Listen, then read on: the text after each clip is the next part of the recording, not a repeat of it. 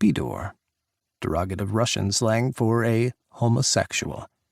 Buttfucker, cocksucker, shit-pusher, faggot, pederast. Hot shame burned his blood. The world seemed to expand and then contract, focusing down on the words on the screen until there was nothing else.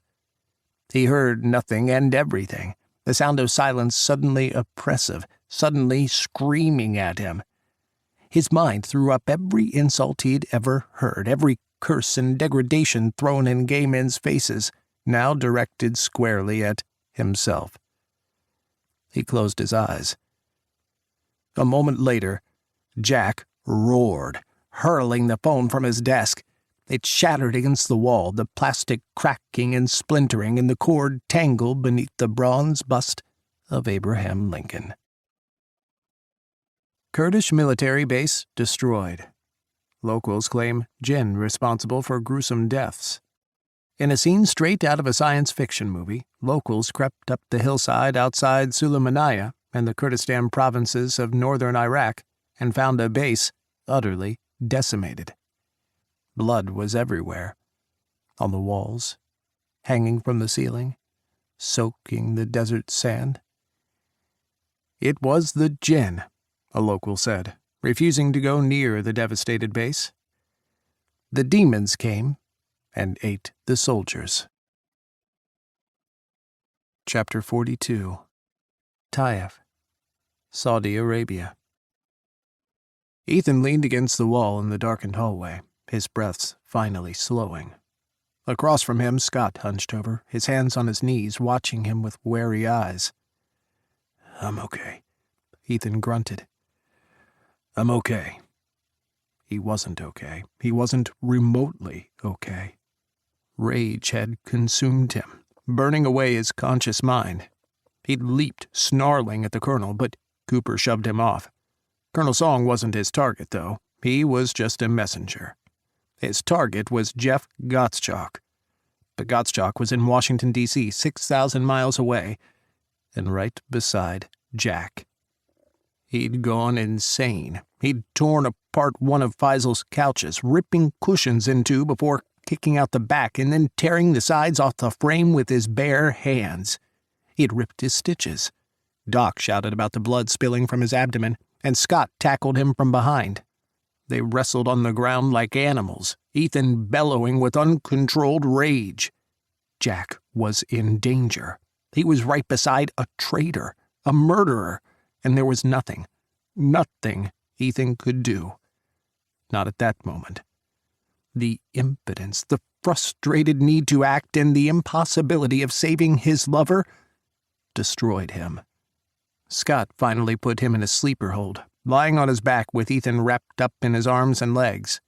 His arms squeezed around Ethan's neck as Cooper and his men shouted and tried to help. Scott's voice, choking on furious tears, had finally cut through Ethan's killing frenzy. "Jesus Christ, Ethan, don't make me do this!" He stopped fighting, relaxed in Scott's grip. Scott let go, and Ethan rolled to his hands and knees, coughing up blood onto the marble floor. Doc shit a brick at that, but the blood was just from where he'd bit his lip. Cooper helped Scott up, glaring at Ethan. Ethan sat on the ruined cushions of the couch, stuffing spilling out everywhere, while Doc kicked aside wooden debris from the frame and knelt in front of him. Doc stitched his stomach back up, all while calling him an idiot and an asshole. He wasn't gentle with his needle. Ethan didn't care. He welcomed the pain. Faisal and Colonel Song had ducked out when the worst of Ethan's temper took over. They came back as Ethan was pulling his bloody shirt over his head. Fury licked at Ethan's heart, and he asked for a moment before they continued. Scott followed him down the hallway. "Jesus Christ," Scott breathed. "Fuck, Ethan. He's with Jack, Scott. He's right next to him. Fuck, Jack could already be dead. We don't know what their final plan is. We don't know what this package is, and we don't know what the invite is. It's got to be big, though. Black Fox doesn't do small." Ethan's teeth ground together. "Not helping. We've got to listen to the rest of what the colonel has to say. Then we can figure out what to do." Scott sighed, shaking his head. Fuck. I put it all together while he was explaining everything. He knew about you two and... Scott straightened, his eyes bulging. And he must have been the one to leak it to Director Stahl. Director Stahl? Stahl was their director at the Secret Service, in charge of the entire agency. Yeah. Daniels was called into his office just before the trip. The director was asking all about you and the president. Daniels thought he was sniffing after proof of you breaking the regs. Ethan swallowed hard. Well, it wasn't like he didn't know that he was breaking the rules and violating regulations, and that the book would be thrown at him when it all came crashing down. But none of that mattered now. Only saving Jack. I want to hear the rest. They headed back to Faisal and Colonel Song. Cooper kicked at the couch debris, a twisted scowl on his face. Faisal watched Cooper, his face blank. Doc had collapsed onto one of the torn cushions, plucking at the stuffing. The rest of the team stood in a half circle, some watching Ethan warily, others scowling at the colonel. What's this about a package and an invite? Colonel Song turned back to the television, calling up a new window and pushing more documents from his phone to the screen. 2 news articles described a devastated base in Kurdistan. One, a Western magazine specializing in strange stories, wrote 300 words about the devastation, comparing the base's slaughter to a demonic attack. Much attention was paid to the level of bloodshed and the lack of bodies. The second article wasn't actually an article. It was an internal memo from the Peshmerga, Kurdistan's military force, describing the brutality found at the deserted, devastated base. The same amount of blood, the same sense of terror left behind, but no talk of jinn or demons. Instead, the officers of the Peshmerga asked what military force had come into their base and murdered their people, and what they had done with the bodies. Given the proximity of the base to Iran, the officer cautiously pointed their fingers toward the Islamic Republic. You think Black Fox destroyed a Kurdish military base? Why? Cooper shook his head. His eyes slid sideways to Faisal. Because of this. A final article exploded onto the screen, this time from the Washington Times in D.C. President to host Kurdish Peshmerga unit in White House at ceremony honoring American allies. Oh, shit, Scott breathed. They're going in the soldiers' places. Ethan's heart pounded so hard he knew it was going to explode. They're going to infiltrate the White House. Attack the president. Faisal cleared his throat. We don't believe that's all they're doing. You said Nairobi was just a test. Cooper's tone softened as he spoke to Faisal. The 2 men had a clear history together. What do you mean? Faisal adjusted the long robes falling over his arms, plucking at them. Official reports say that the bomb blast in Nairobi was a 5-kiloton nuclear warhead, recovered from abandoned Cold War stockpiles. Cooper nodded. The source of those weapons is not entirely accurate, Faisal said carefully. There was a robbery at one of Saudi Arabia's military bases. But Saudi doesn't have nuclear weapons, Scott protested. You don't have any reactors or any refineries.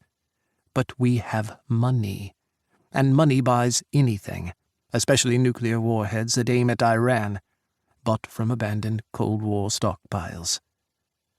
Cooper didn't seem surprised by this revelation. Someone stole your nukes? Someone stole a 3-kiloton bomb, a 5-kiloton bomb, and a 10-kiloton bomb. We tracked the signal from their control panels into Iran. Then we lost their trails. We were searching for the warheads when the detonation occurred in Nairobi. And you didn't tell anyone? Cooper's dark eyes bored into Faisal. Faisal stared right back. Who could I have told who would have listened? So Nairobi was one of them, Ethan interrupted. His mind whirred, trying to sort through the plots and machinations. And another one is the package Jeff Gottschalk asked about in the call. And that package, like the fake Kurds, was heading to Washington and the White House. Heading for Jack. The third. Faisal looked sideways at Colonel Song. The colonel took over, crossing the room until he was standing in front of Ethan and looking him square in the eyes. "Black Fox has maneuvered all of America's enemies into the Middle East. China and Russia both have significant numbers of troops on the ground. The Caliphate is locked in the battle. Where would you detonate a nuclear warhead if you wanted to take out all of your enemies in one blow?" "Right in the middle of the bunch," Ethan breathed. "Inside Iraq." Colonel Song nodded. "But why?" Scott snapped. "Why is anyone crazy enough to do this? A nuke in the Middle East and a nuke in the White House? Why kill Americans? Why kill the president?" Ethan saw the brutal logic to it. He saw the clean lines and the harsh decisions, the reasons for murdering so many people. It was a means to an end that Madigan and Gottschalk were working toward. He understood, in a primal, bloodthirsty way, why they were doing this. Because if you want to control the world, you first hurt everyone. Make sure they're terrified. Rip away their reality. He turned to Scott. How better to do that than to slay the president in the White House? Obliterate the most protected place on earth. Scott paled. And then you destroy your enemies, and you're on top of the world. Ethan swallowed back the bile rising in his throat, almost choking him. And the people will love you for it. Fear hung in the room, like a damp towel trying to smother a fire. Cooper kicked at the broken armrest of the couch, sending it sailing into the courtyard. His men cursed. "What's our plan to stop this?" Ethan's thoughts swirled around Jack, circling around memories of his smile, his laugh. Gottschalk was right there, right next to Jack. "Black Fox doesn't work alone." Colonel Song drew up a list of cell phone numbers, each one connected by a black line to the mystery callers, to Jeff Gottschalk's phone. "There are other people that Black Fox has been calling, all in Washington. We know some of these people. Others aren't on our radar." Ethan peered down the list. He knew most of the numbers. As detail lead, he had known of everyone in the administration. He saw General Madigan's number, the deputy director of the CIA, the national security advisor. Other numbers he didn't know, junior officers and aides within organizations. And one number he knew very well. They spent the rest of the afternoon and half the night working out a plan. "Are we really doing this?" Doc asked. "We're working with the Saudis and the Chinese to, what, infiltrate America? Attack the White House?" "We're stopping an attack on the White House and on the president," Ethan corrected.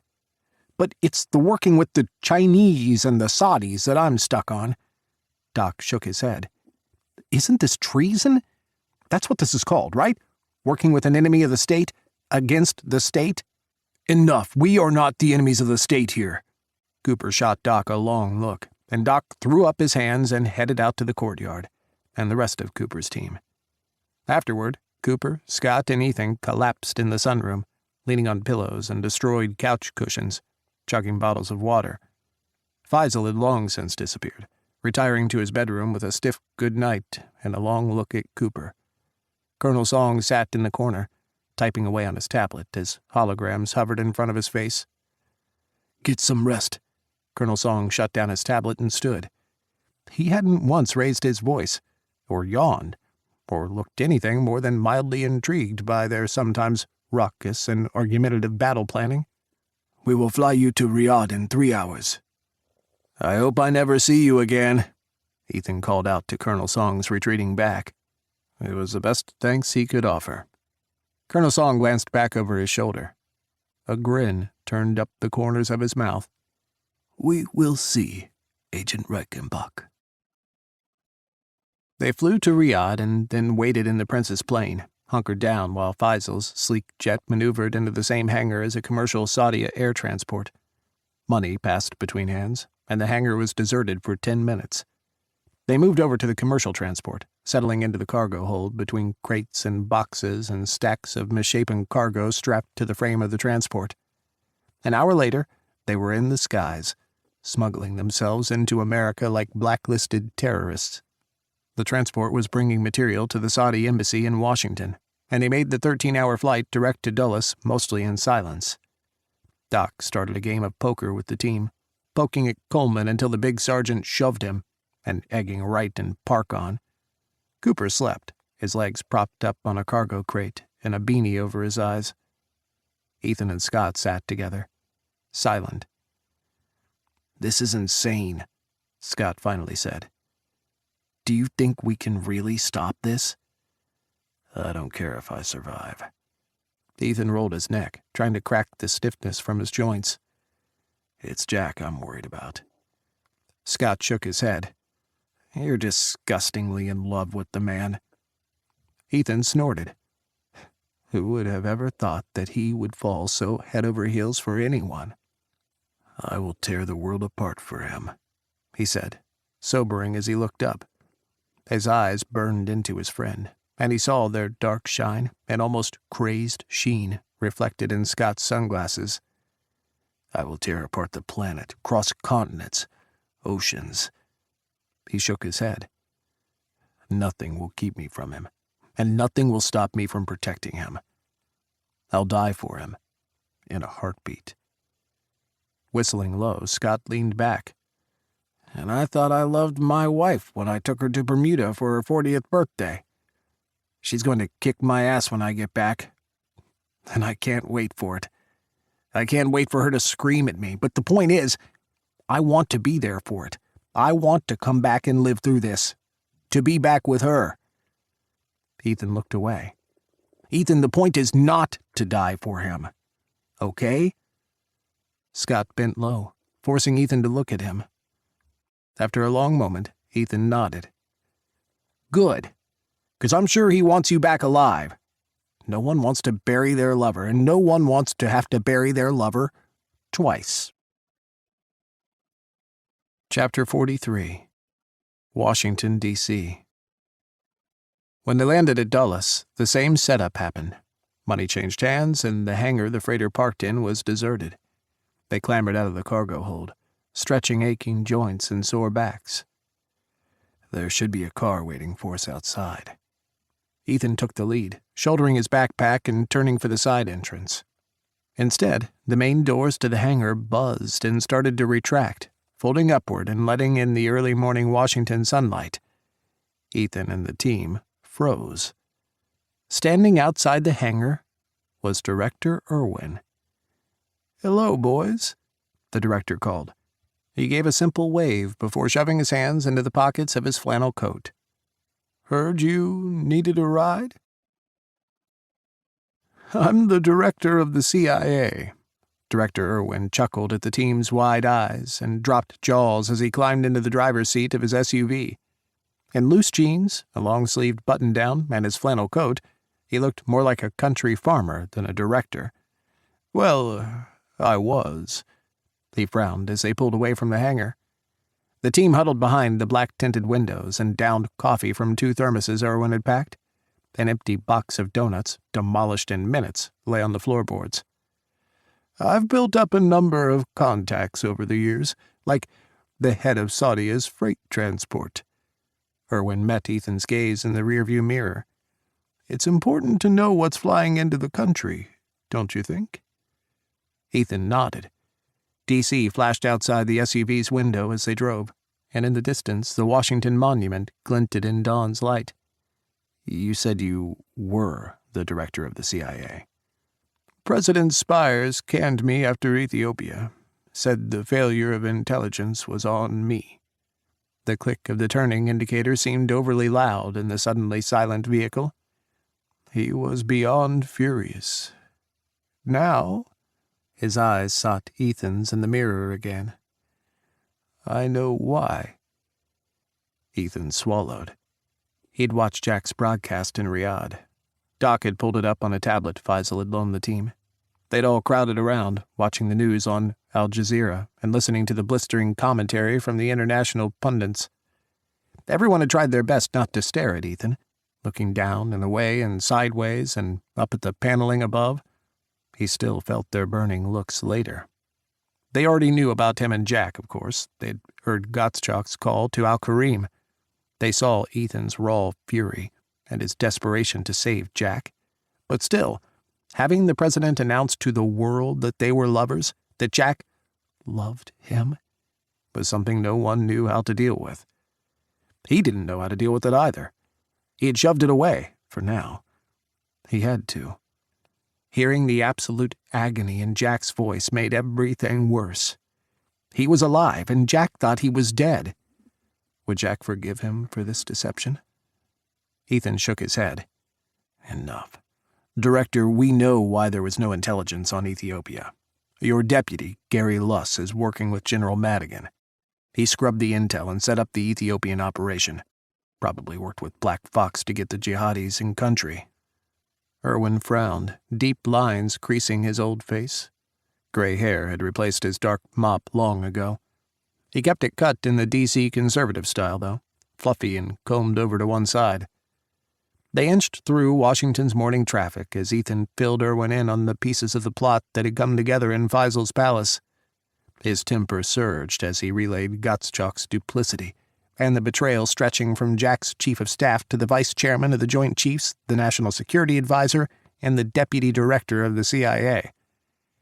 While Ethan spoke, Irwin seemed to age a decade, collapsing in on himself as his shoulders sagged and drooped. His lips pursed, and he stared out over D.C.'s panorama as they crossed the Roosevelt Memorial Bridge. Arlington stretched behind them, rows and rows of marble headstones glinting over the hills. The Lincoln Memorial rose ahead, and the Washington Monument beyond, with the domed roof of the Capitol barely visible in the background. I can't fault this Colonel Song and Prince Faisal for their intelligence work. Irwin finally sighed. They've connected the dots on this one, and tracked down one of our most notorious units. Black Fox. Ethan shoved his anger down. Now wasn't the time for rage. There have been rumors of certain politicians and agencies in Washington wanting to push for a stronger American position in the world. People running their mouths at cocktail receptions and poker games, mostly. They've said they want America to take control, be the superpower everyone criticizes us for. Irwin shook his head. Rumors have an awful habit of being true, though. What do you know about this Kurdish visit? Ethan leaned forward, his head between the driver and passenger seats.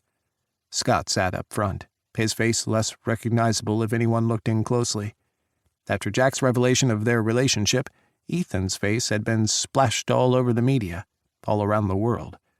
There was too much risk of him being recognized now that he was a notorious celebrity, the president's illicit lover, and a dead notorious celebrity at that. He had to stay hidden. I know it's happening today. The president is supposed to greet them this afternoon after the delegation has a morning at the Pentagon. At least, that's what the Daily Brief said. Even though Irwin was no longer director, he still had the right to receive a copy of the Daily Brief each morning. Ethan's knuckles cracked as he clenched his hands into fists. Today. They were planning on killing Jack and so many in Washington. Today. If he'd been one day too late, if he hadn't recovered fast enough. Nightmares tore through his mind until he exhaled and forced them to the background. He was here. They would stop this. He would save Jack. At this point, I don't know who to trust, Irwin said. Black Fox gets its claws in deep when it runs an op. It's gotten as far as the White House. Who else is in on the mission? This is supposed to be its final operation before it inherits the world. This is its coup. Ethan shook his head. We can't trust anyone.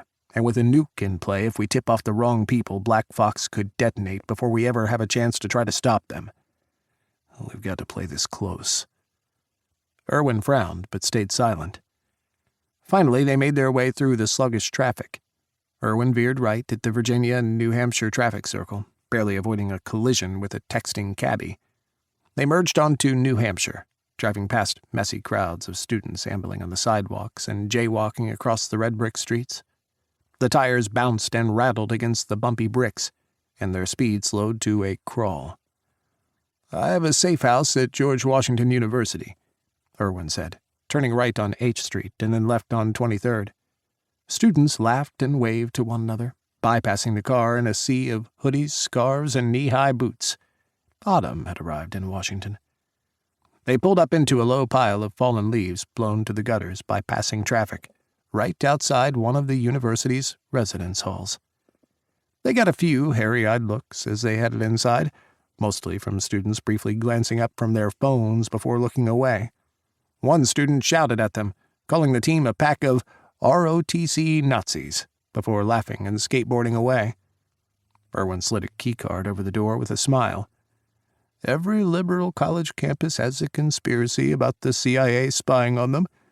They never expect to actually find us there, though. The safe house was the entire top floor of the building. Cooper and his men dropped their packs and secured the dorms, going room by room and noting the views from each. It wasn't a scenic tour. Cooper's men called out angles and directions, vantages for a sniper's perch. The main dorm was a 4-bedroom suite. Irwin pushed open the closets in each of the bedrooms, grinning. "Time for your disguises, gentlemen." 30 minutes later, Cooper's men were decked out in the finest hipster college fashion. Skinny jeans nearly burst at the seams on some of the men's meaty thighs. Others chose the rugged look, slouching khakis with flannel overshirts and beanies tugged on their heads. Scruff they had grown since Ethiopia helped hide their faces and lend credence to their disguises. Doc, rail-thin, chose skinny black jeggings and a flannel button-down. He wore a sagging beanie and shaved his face, and when he put on a pair of thick-rimmed black glasses, he looked every bit the university hipster. Cooper chose a mismatched ensemble of board shorts and a GWU hoodie. Ethan and Scott watched, bemused, as Doc argued with Sergeant Coleman about touching up his hipster look with a bit of eyeliner. The two went back and forth, arguing like a team of punching robots, until Cooper threw a pile of discarded clothes at both of their faces. Then it was time for Ethan and Scott's disguises. A quick 911 call had the campus police responding to the dorm to investigate a suspected break-in. Cooper's men took up position, out of sight. Scott answered the door when the officers arrived, welcoming them in. They looked around the sterile dorm, frowning. "I'm really sorry about this," Scott said, just before Cooper's men fired tranquilizer darts into the two officers' necks with weapons gifted from Irwin. They stripped the men and tied them up, then left them in the bathroom. Scott's pants were too short and Ethan's shirt was too tight, but they made it work. They held the final mission brief around the dorm room's kitchen island. Cooper and his hipster team still stood like the Marines they were, mountainous men with imposing figures. They tried to slouch, tried to relax, but only Doc was able to pull off the laid-back groove and nonchalant fuck-off attitude of a college student. "Cooper, you and your team will join the White House tour at noon." Ethan moved the salt shaker across the kitchen island, signifying Cooper's team, to the napkin folded in the shape of the White House. "Scott and I will be in the patrol car listening to the radio. When the call goes out for an emergency at the White House, all DC units are supposed to respond. We'll be right around the block, and in uniform. We'll be welcomed inside." "The Secret Service armory is inside Horsepower," Scott said, taking over. He sketched a quick layout of the West Wing and the White House basement on a napkin and black marker. "I'll get you down there where we can suit up." It was the weakest part of their plan, but they didn't know how else to get weapons inside the White House. The Secret Service was actually very good at its job, and they weren't trying to attack the agents on duty. Not even the secret tunnels would help Ethan this time. "Black Fox," Ethan said, sketching out a diagram of the Oval Office and the president's private study, "will be in Kurdish Peshmerga uniforms, escorted around the White House by General Madigan, who will most likely have Jeff Gottschalk with him." Irwin pulled up a photo of Jeff Gottschalk on his phone and slid it onto the counter. "We don't know who else will be with them. Maybe the National Security Advisor, maybe the Deputy Director of the CIA. If they've got all hands on deck, then we're in for a big fight. The visiting Peshmerga force is said to be 10 strong. One of Cooper's men whistled. "Someone will have a bag, or a box, or a suitcase. That will be the nuke.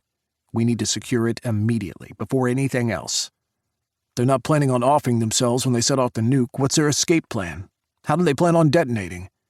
Cooper scowled, looking like he hated everything about their slipshod plan.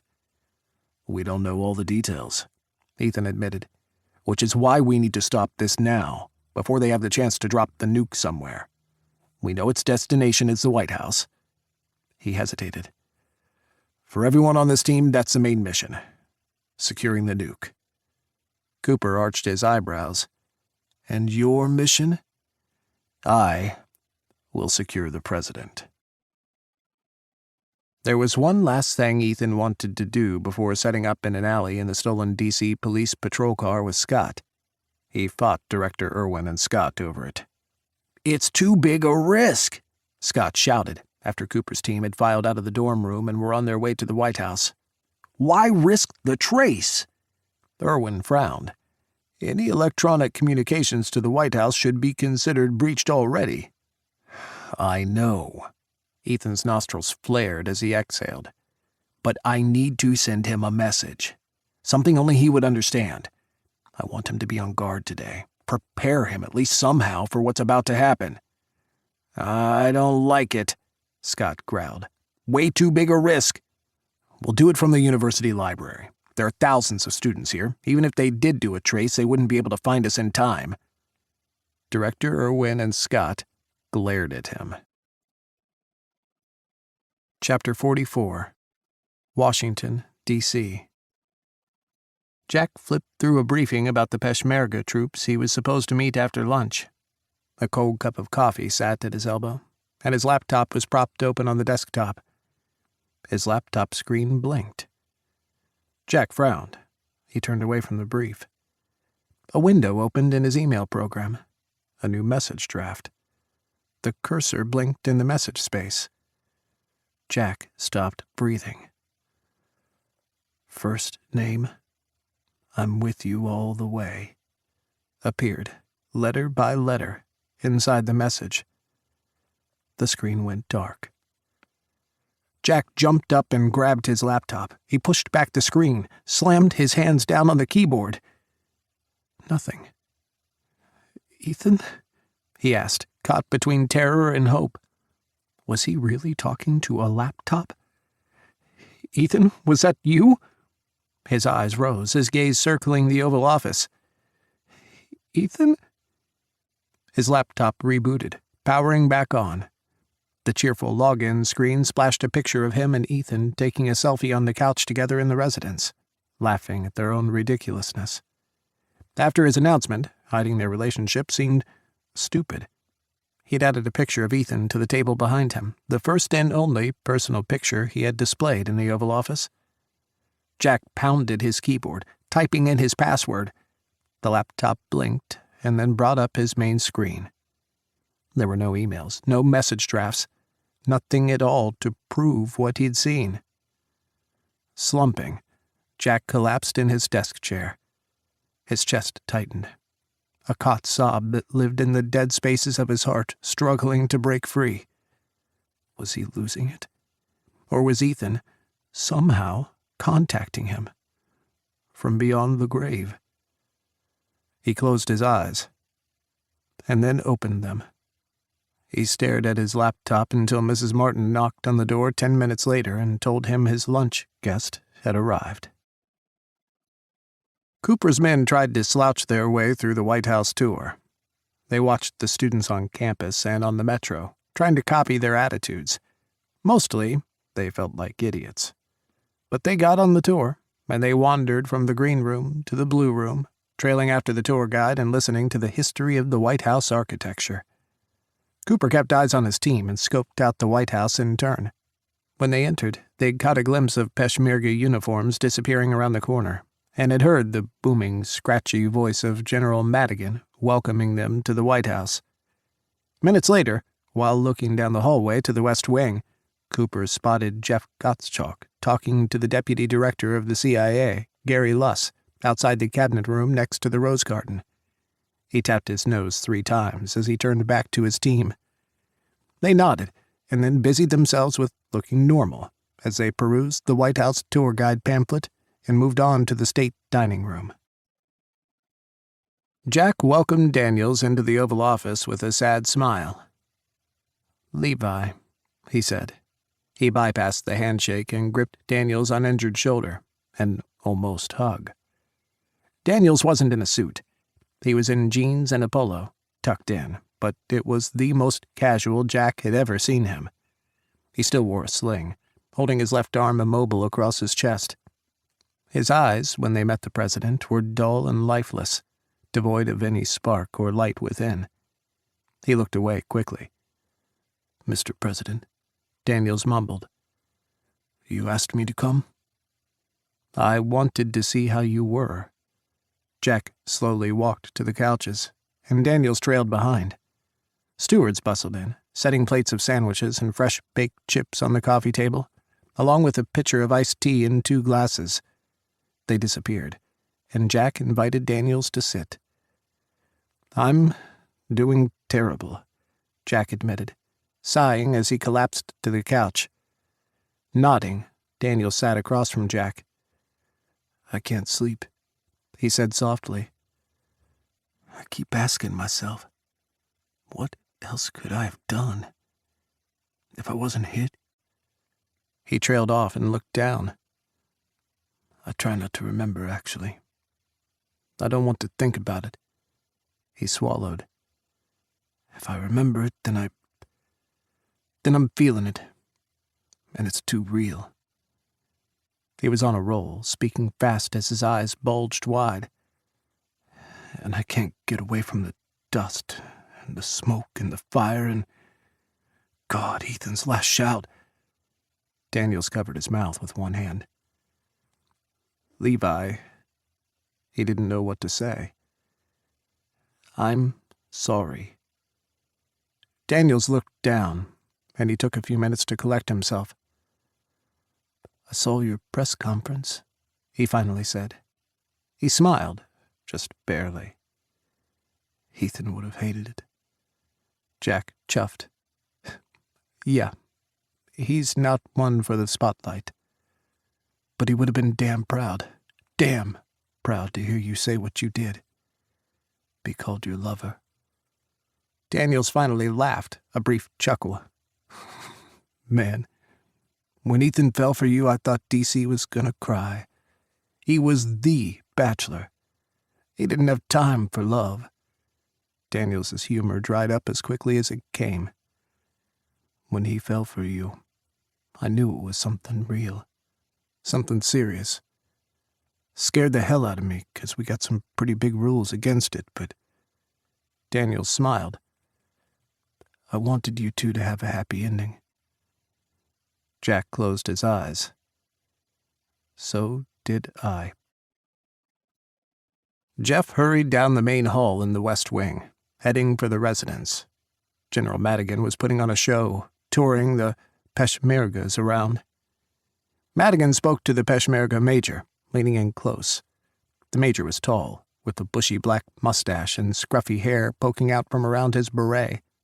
But underneath that, he was David, one of Jeff's closest friends. They'd been recruited into Black Fox together, when their mission and purpose in the Middle East had seemed to wither and die, and the whole point of their lives had blown away, like sand skittering across the desert. Sitting on a crate in the desert and watching bodies burn, Jeff had wondered what point there was to going on. Why did any of it matter? Black Fox mattered. Madigan had brought him to Black Fox and remade Jeff, delivering him to the innermost reaches of his soul, where he discovered that he was capable of anything, absolutely anything. It's what made Black Fox members so excellent at what they did. "General," Jeff spoke softly, "we may have a problem." David glanced at him and then turned away, pretending to be awed by the chandelier.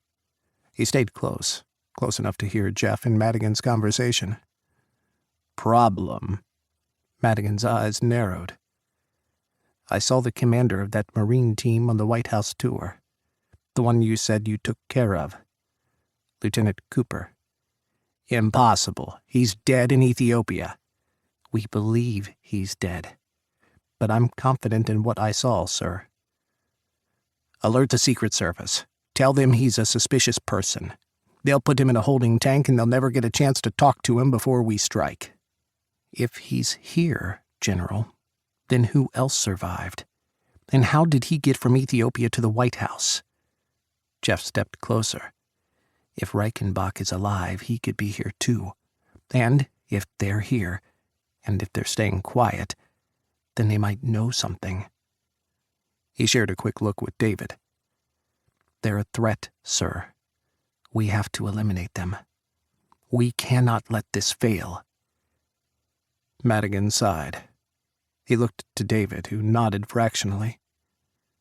Everyone is in place? Jeff nodded. Give the signal.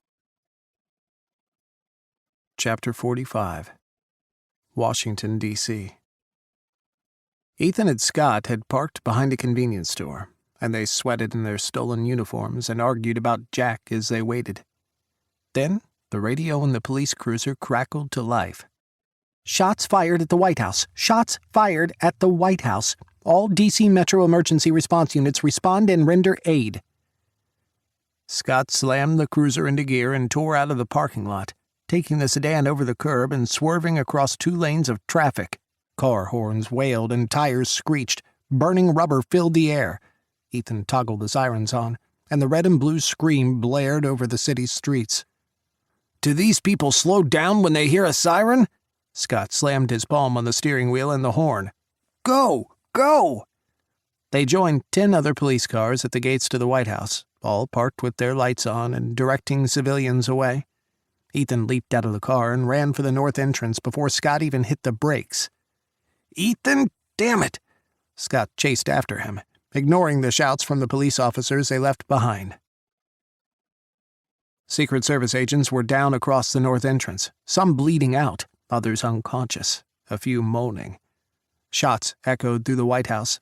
Blood-curdling screams bounced off the marble floors before slicing through Ethan's ears.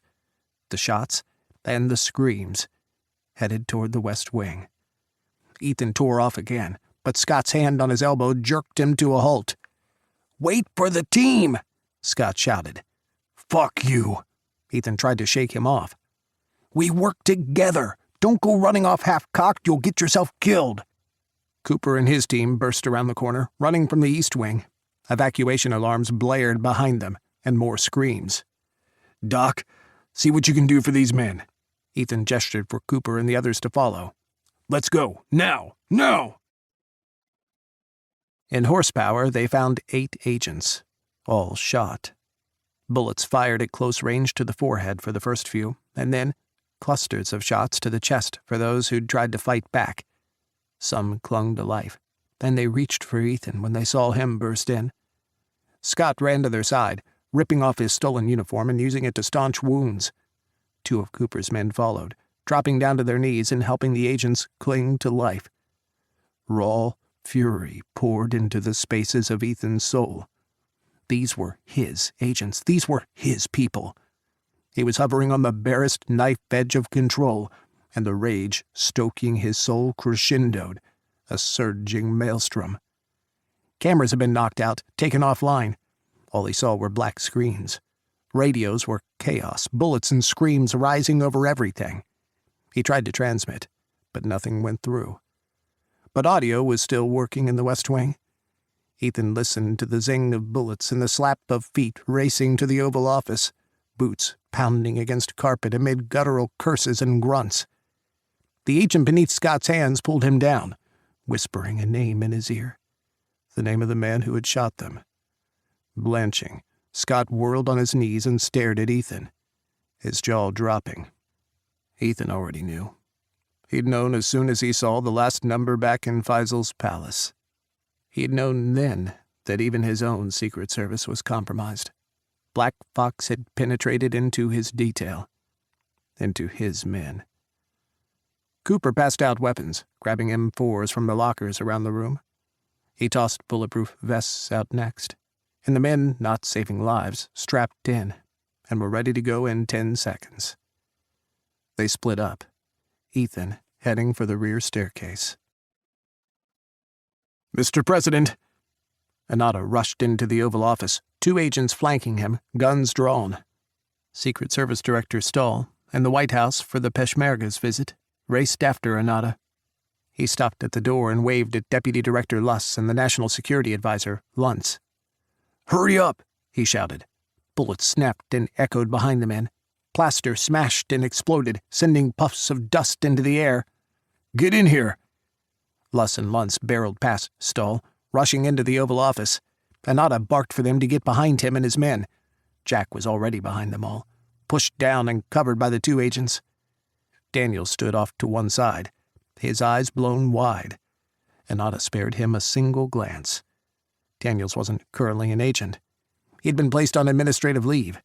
He wasn't even allowed to be armed. "Do we head for the bunker?" Jack asked. "We can't. The shooters are between us and the bunker's entrance."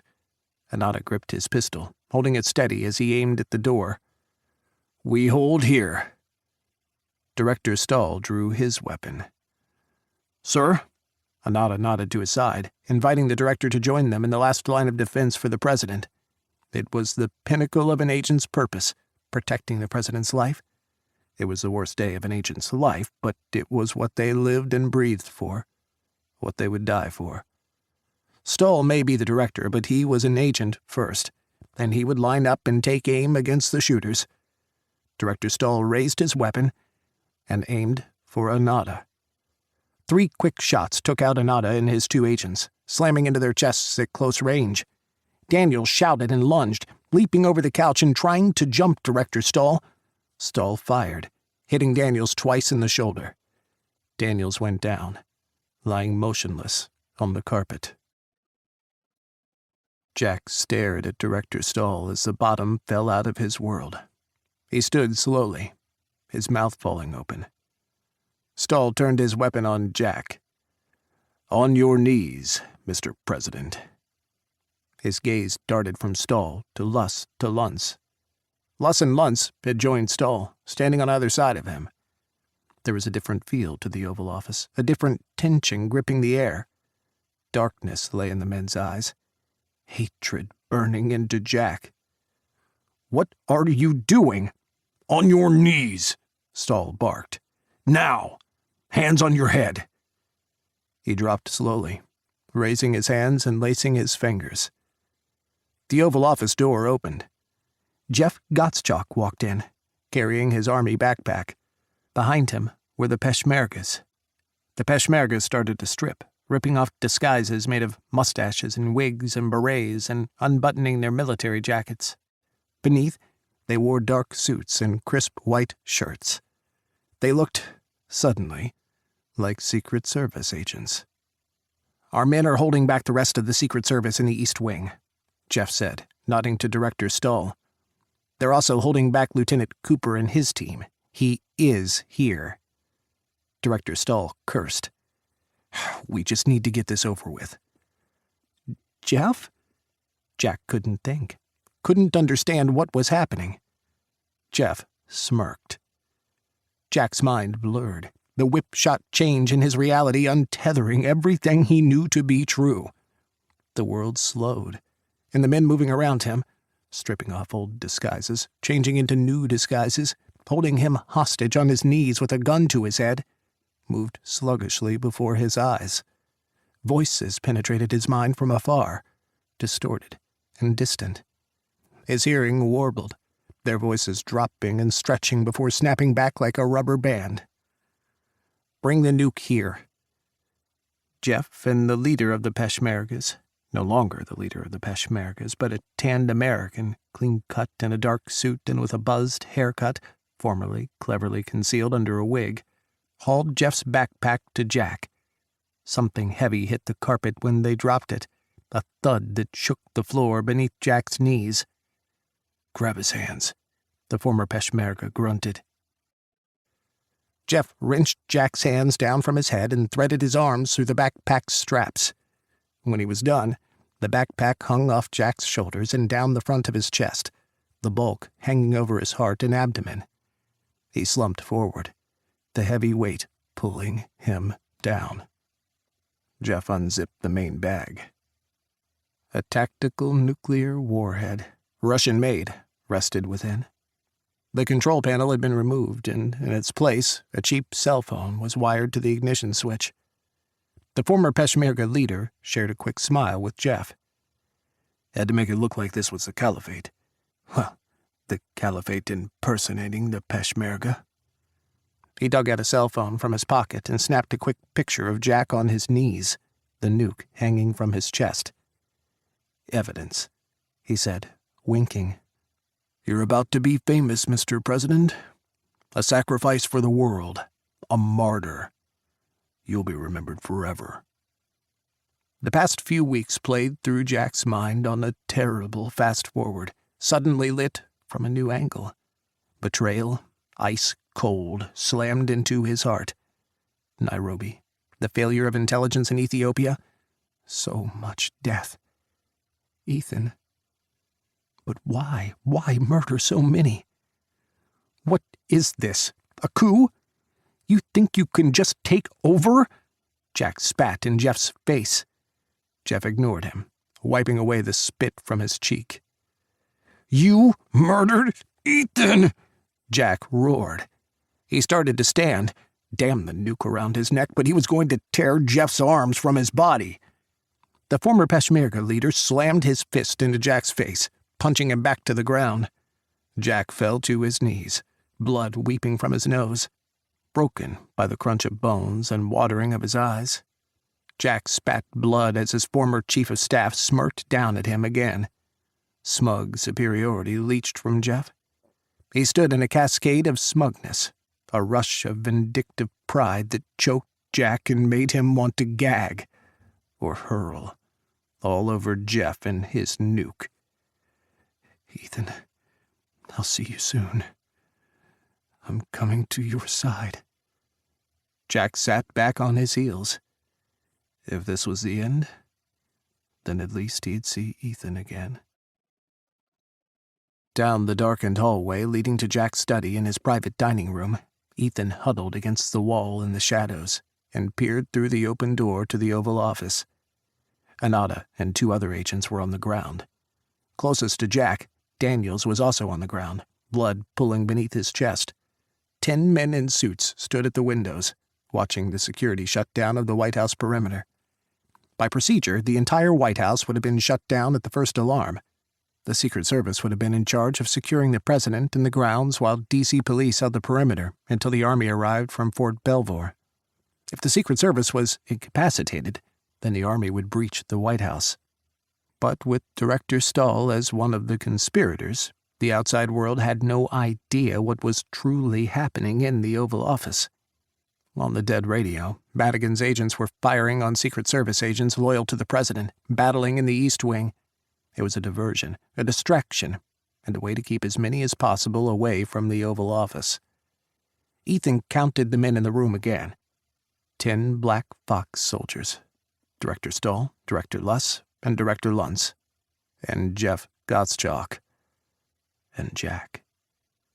Jack kneeled on the ground, blood streaming from his nose, his eyes bloodshot and red-rimmed. He trembled, slumping with a backpack strapped to his chest and his hands laced behind his head. There was a darkness to his eyes that Ethan recognized. He was ready to die. Ethan's heart stuttered. He forced himself to drag in a breath as he checked his pistol. He had 15 bullets in his clip. 14 targets. He couldn't miss. Ethan swept the room again. His gaze landed on Daniels. Daniels's open eyes stared back at him. Tears streamed down Daniels's cheeks, and a tiny smile curled his lips. From where Daniels was on the floor, he had an angled view down the hallway, something the other men didn't have. Ethan blinked. Daniels blinked back. Then he mouthed out the 10 code for all good. Nodding once, Ethan held Daniels's stare. He looked to Jack, then back to Daniels. Daniels blinked, long and slow, once. Good to go. Ethan tapped 3 fingers against his chest, then 2. Ethan won. He burst into the Oval Office, bellowing at the top of his lungs. Shock and all should work in his favor. He was a dead man, after all, bursting out of the darkness in a hail of bullets. He fired as Daniels lunged, springing from the floor and tackling Jack to the carpet. Gottschalk stumbled, knocked on his ass as Daniels collided with Jack and covered him with his body. Bullets flew, slamming into the Black Fox soldiers. Ethan didn't go for the chest. He aimed for the head. Madigan's men fell around the office, blood misting through the air and spattering the carpet and walls. Shouts rang out, mixing with the crack of the bullets.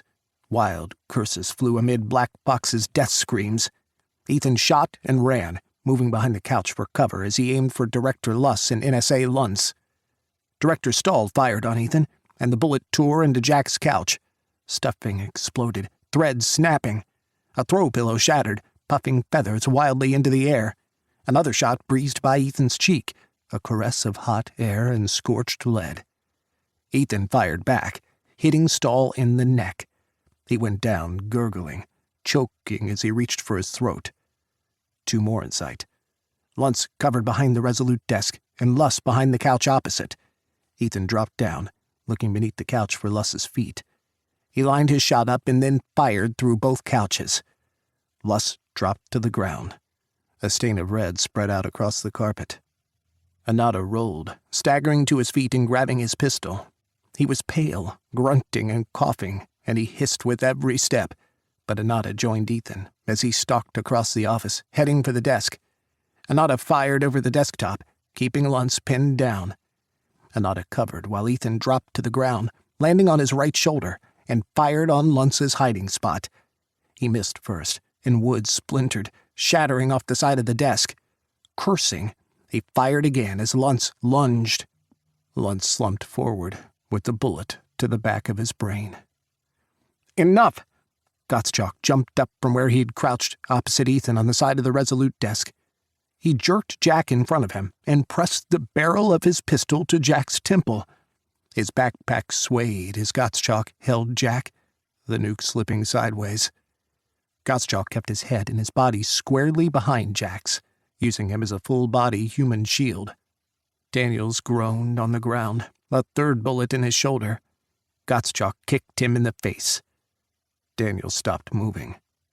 Gottschalk's eyes burned, fury slamming into Ethan like a physical blow. He breathed hard, and his gaze darted around the blood-soaked Oval Office, taking in the bodies of his dead friends.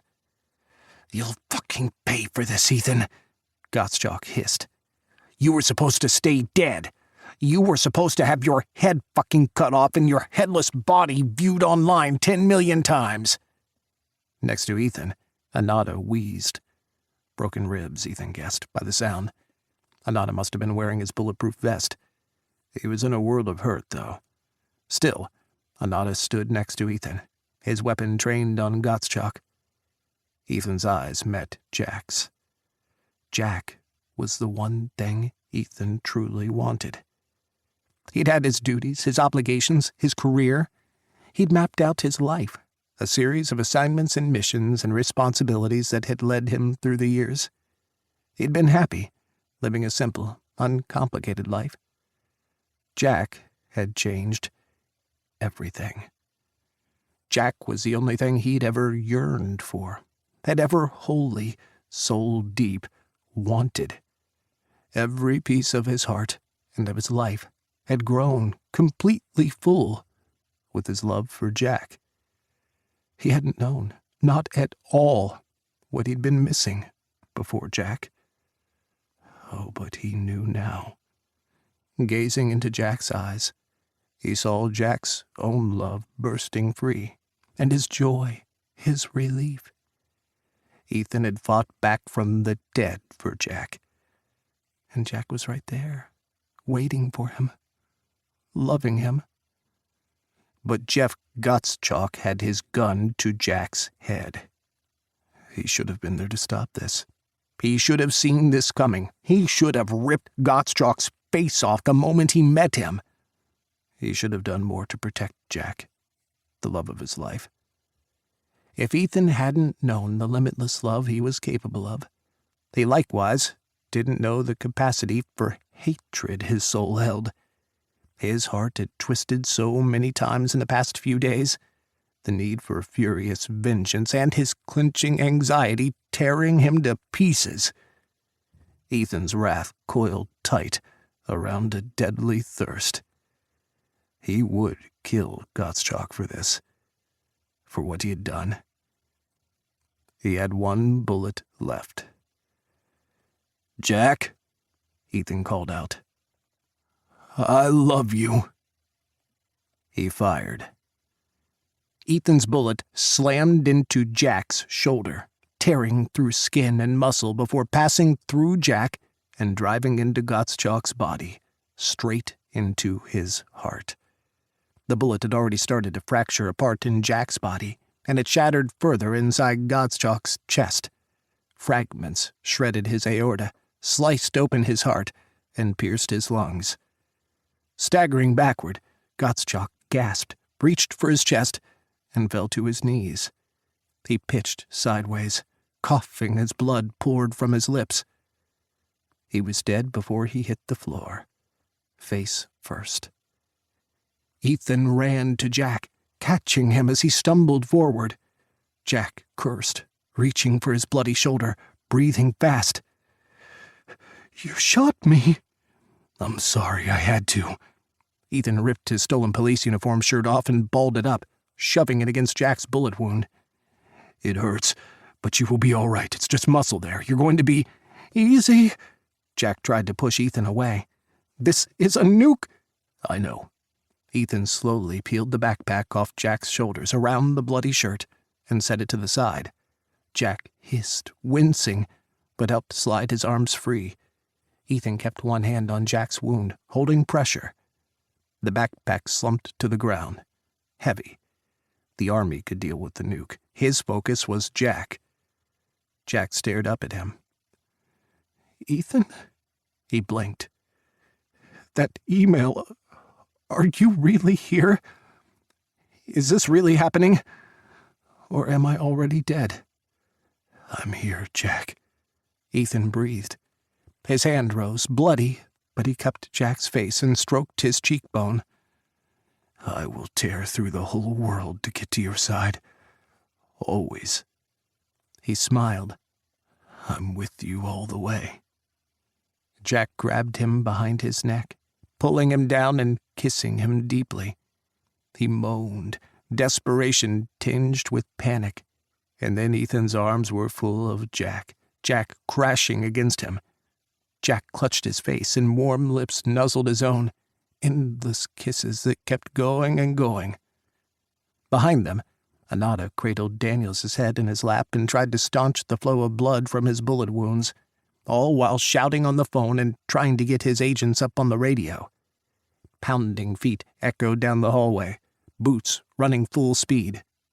When Cooper and his men burst into the Oval Office, they found Ethan and Jack locked in an embrace, arms wrapped around each other, kissing like it was the end of the world as they kneeled in the middle of the blood-drenched and devastated Oval Office.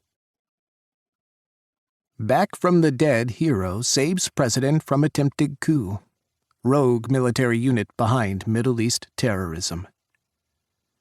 In an unbelievable turn of events, Special Agent Ethan Reichenbach, lover of President Jack Spires, seemed to return from the dead to save the day when the White House and President Spires were attacked by the rogue Black Ops military unit, Black Fox. Agent Reichenbach and his Secret Service partner were presumed dead after being attacked by U.S. forces on orders from General Madigan, Black Fox's leader. Escaping the attack, Agents Reichenbach and Collard and a contingent of Marines made their way to an Allied safe house. Sources inside the White House say that the men then uncovered intelligence implicating Black Fox in an ongoing plot to destabilize the Middle East, as well as stir animosity between Russia and the United States. For the length of Spires' presidency, Black Fox had been actively working against the president's efforts around the world. Its ultimate goal was the murder of President Spires and the takeover of the U.S. government. Had Black Fox managed to detonate its stolen tactical nuclear warhead, The majority of Washington, D.C., including the White House, Congress, and most of the leadership in the administration, would have been killed. Experts agree that martial law would have been declared, paving the way for Madigan and Black Fox to assume control of the government. Black Fox also intended to attack the Middle East, which would have resulted in the deaths of millions, including the deployed Russian, Chinese, and UN peacekeeping forces in Syria and Iraq.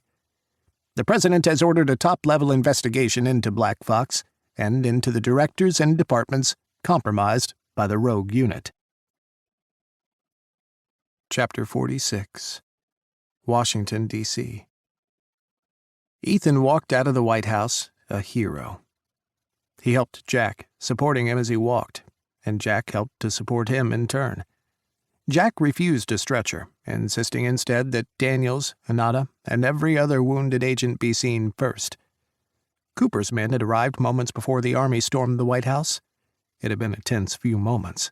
Cooper and his team looked like out-of-place college hipsters, armed to the teeth, and they took offense to being ordered to the ground and zip-tied. Scott managed to clear the confusion, and he snipped off the team's restraints as Doc bitched a blue streak. As Ethan helped Jack down the White House steps, the eyes of the world were on them, watching from every television camera and newsfeed. Medics swarmed, helping Jack to sit on a gurney as they slapped a bandage over his bullet wound.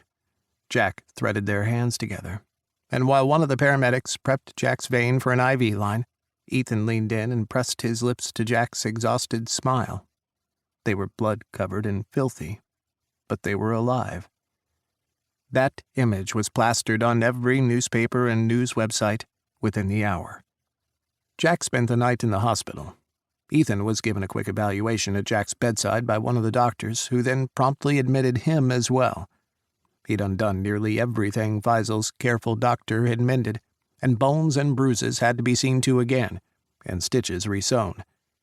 Ethan slipped out of his hospital room and sneaked into Jack's, and they spent the night together, curled up in Jack's hospital bed, hands twined together, and Jack's head tucked against Ethan's neck and over his heart. The Army pitched a hellacious fit when they discovered the stolen tactical nuclear warhead. The entire White House was quarantined, and bomb techs were called in for the nuke's transfer to a secure facility. Within an hour of the thwarted attack, FBI agents, briefed by Scott and Irwin, stormed General Madigan's office and home, as well as the homes and offices of other named perpetrators of Black Fox. Luss, Luntz, and Stoll were dead, as was Gottschalk and his team of fake Peshmergas. Members of the Secret Service who had worked for Stoll were either dead or arrested. But Madigan managed to slip away. He disappeared, vanishing from Washington. In his house, FBI agents found a pile of counterfeit cash, passports and fake names, and airline tickets to major cities in the world. Interpol went on high alert, but Madigan went to ground, disappearing into the ether. Jack addressed the nation the next morning from the steps of the hospital. He had a black eye, a bandage on his broken nose, and his arm was in a sling, but he stood tall and proud. He revealed almost everything: Black Fox, its plot, its intentions, and how it had worked against his entire presidency, its support for al-Karim, and his rise through the Mideast, Black Fox's attack on Nairobi, and again in Ethiopia, the attempted assassination of Ethan and the Marines, the attempted coup, his almost murder, and the plan to devastate the Middle East. He promised a new dawn of transparency and an investigation and eradication of Black Fox. He swore to expose them and banish them from the face of the earth. "Anyone who murders in darkness is an enemy of freedom everywhere," Jack said, his voice ringing loud and clear. "Standing together, our world can confront evil men who wield wicked plans. I thank every partner around the world that helped save this day, and save so many, many lives. I swear on my presidency to work toward making this world a better, safer world, starting today." He left out Faisal and Colonel Song. Still, his popularity soared. Jack named Director Irwin his new chief of staff. The administration, and Jack personally, moved into Blair House across the street, while an army of engineers descended on the White House for repairs and cleaning. Irwin's first task was to oversee the investigation into Black Fox and the corruption of the officials who had joined the attempted coup. Every night, Jack visited Ethan at the hospital, staying until well after midnight before he headed back to Blair House. The media camped outside the hospital, filming Jack's arrival and departure. On the 5th day, Ethan slipped out of the back of the hospital and hopped into a blackened SUV. Jack took the afternoon off, and they disappeared up to Blair House's residence, arms wrapped around each other's waist. At the end of the week, the administration was allowed into the White House, and Jack moved back into the residence. Jack had already revealed his and Ethan's relationship to the world. Ethan's return from the grave and his new status as an American hero only added to the media frenzy surrounding the two of them. There was no reason to hide, not with everything out in the open, so they just didn't.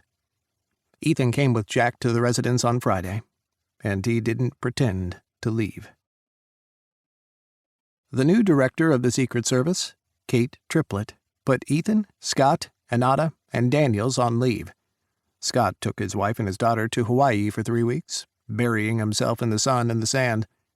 Daniels came to the White House for dinners and drinks for a straight week, and he and Jack moaned together about their gunshot wounds and their slings.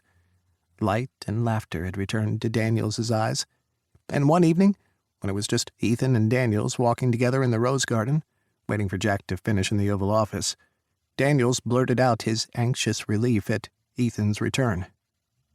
"I thought I'd put a bullet in my head," Daniels said. I couldn't think of any other way out. I was just so guilt-ridden, man. To be the only one who lived." He trailed off, looking away, one hand in his pants pocket.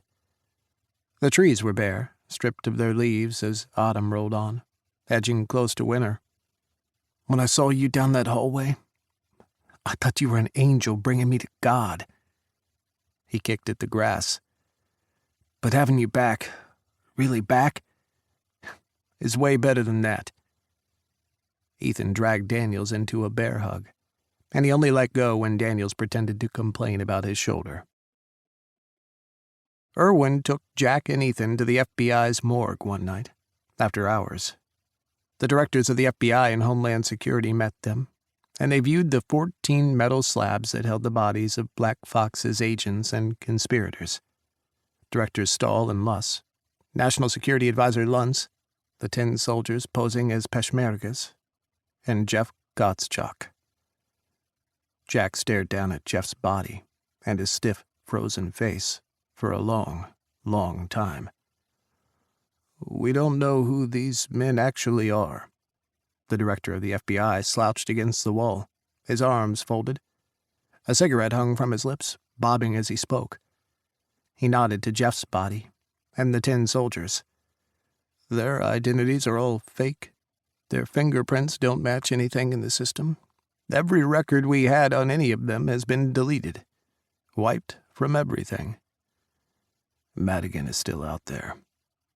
Ethan shared a dark look with Irwin. "And he still has a long reach." On Tuesday, Ethan was called into Secret Service headquarters and Director Triplett's office. He'd known this was coming, but he still wanted to put it off. Ignore reality a bit longer, enjoy the freedom of being with Jack without having to hide or swallow a mountain of guilt.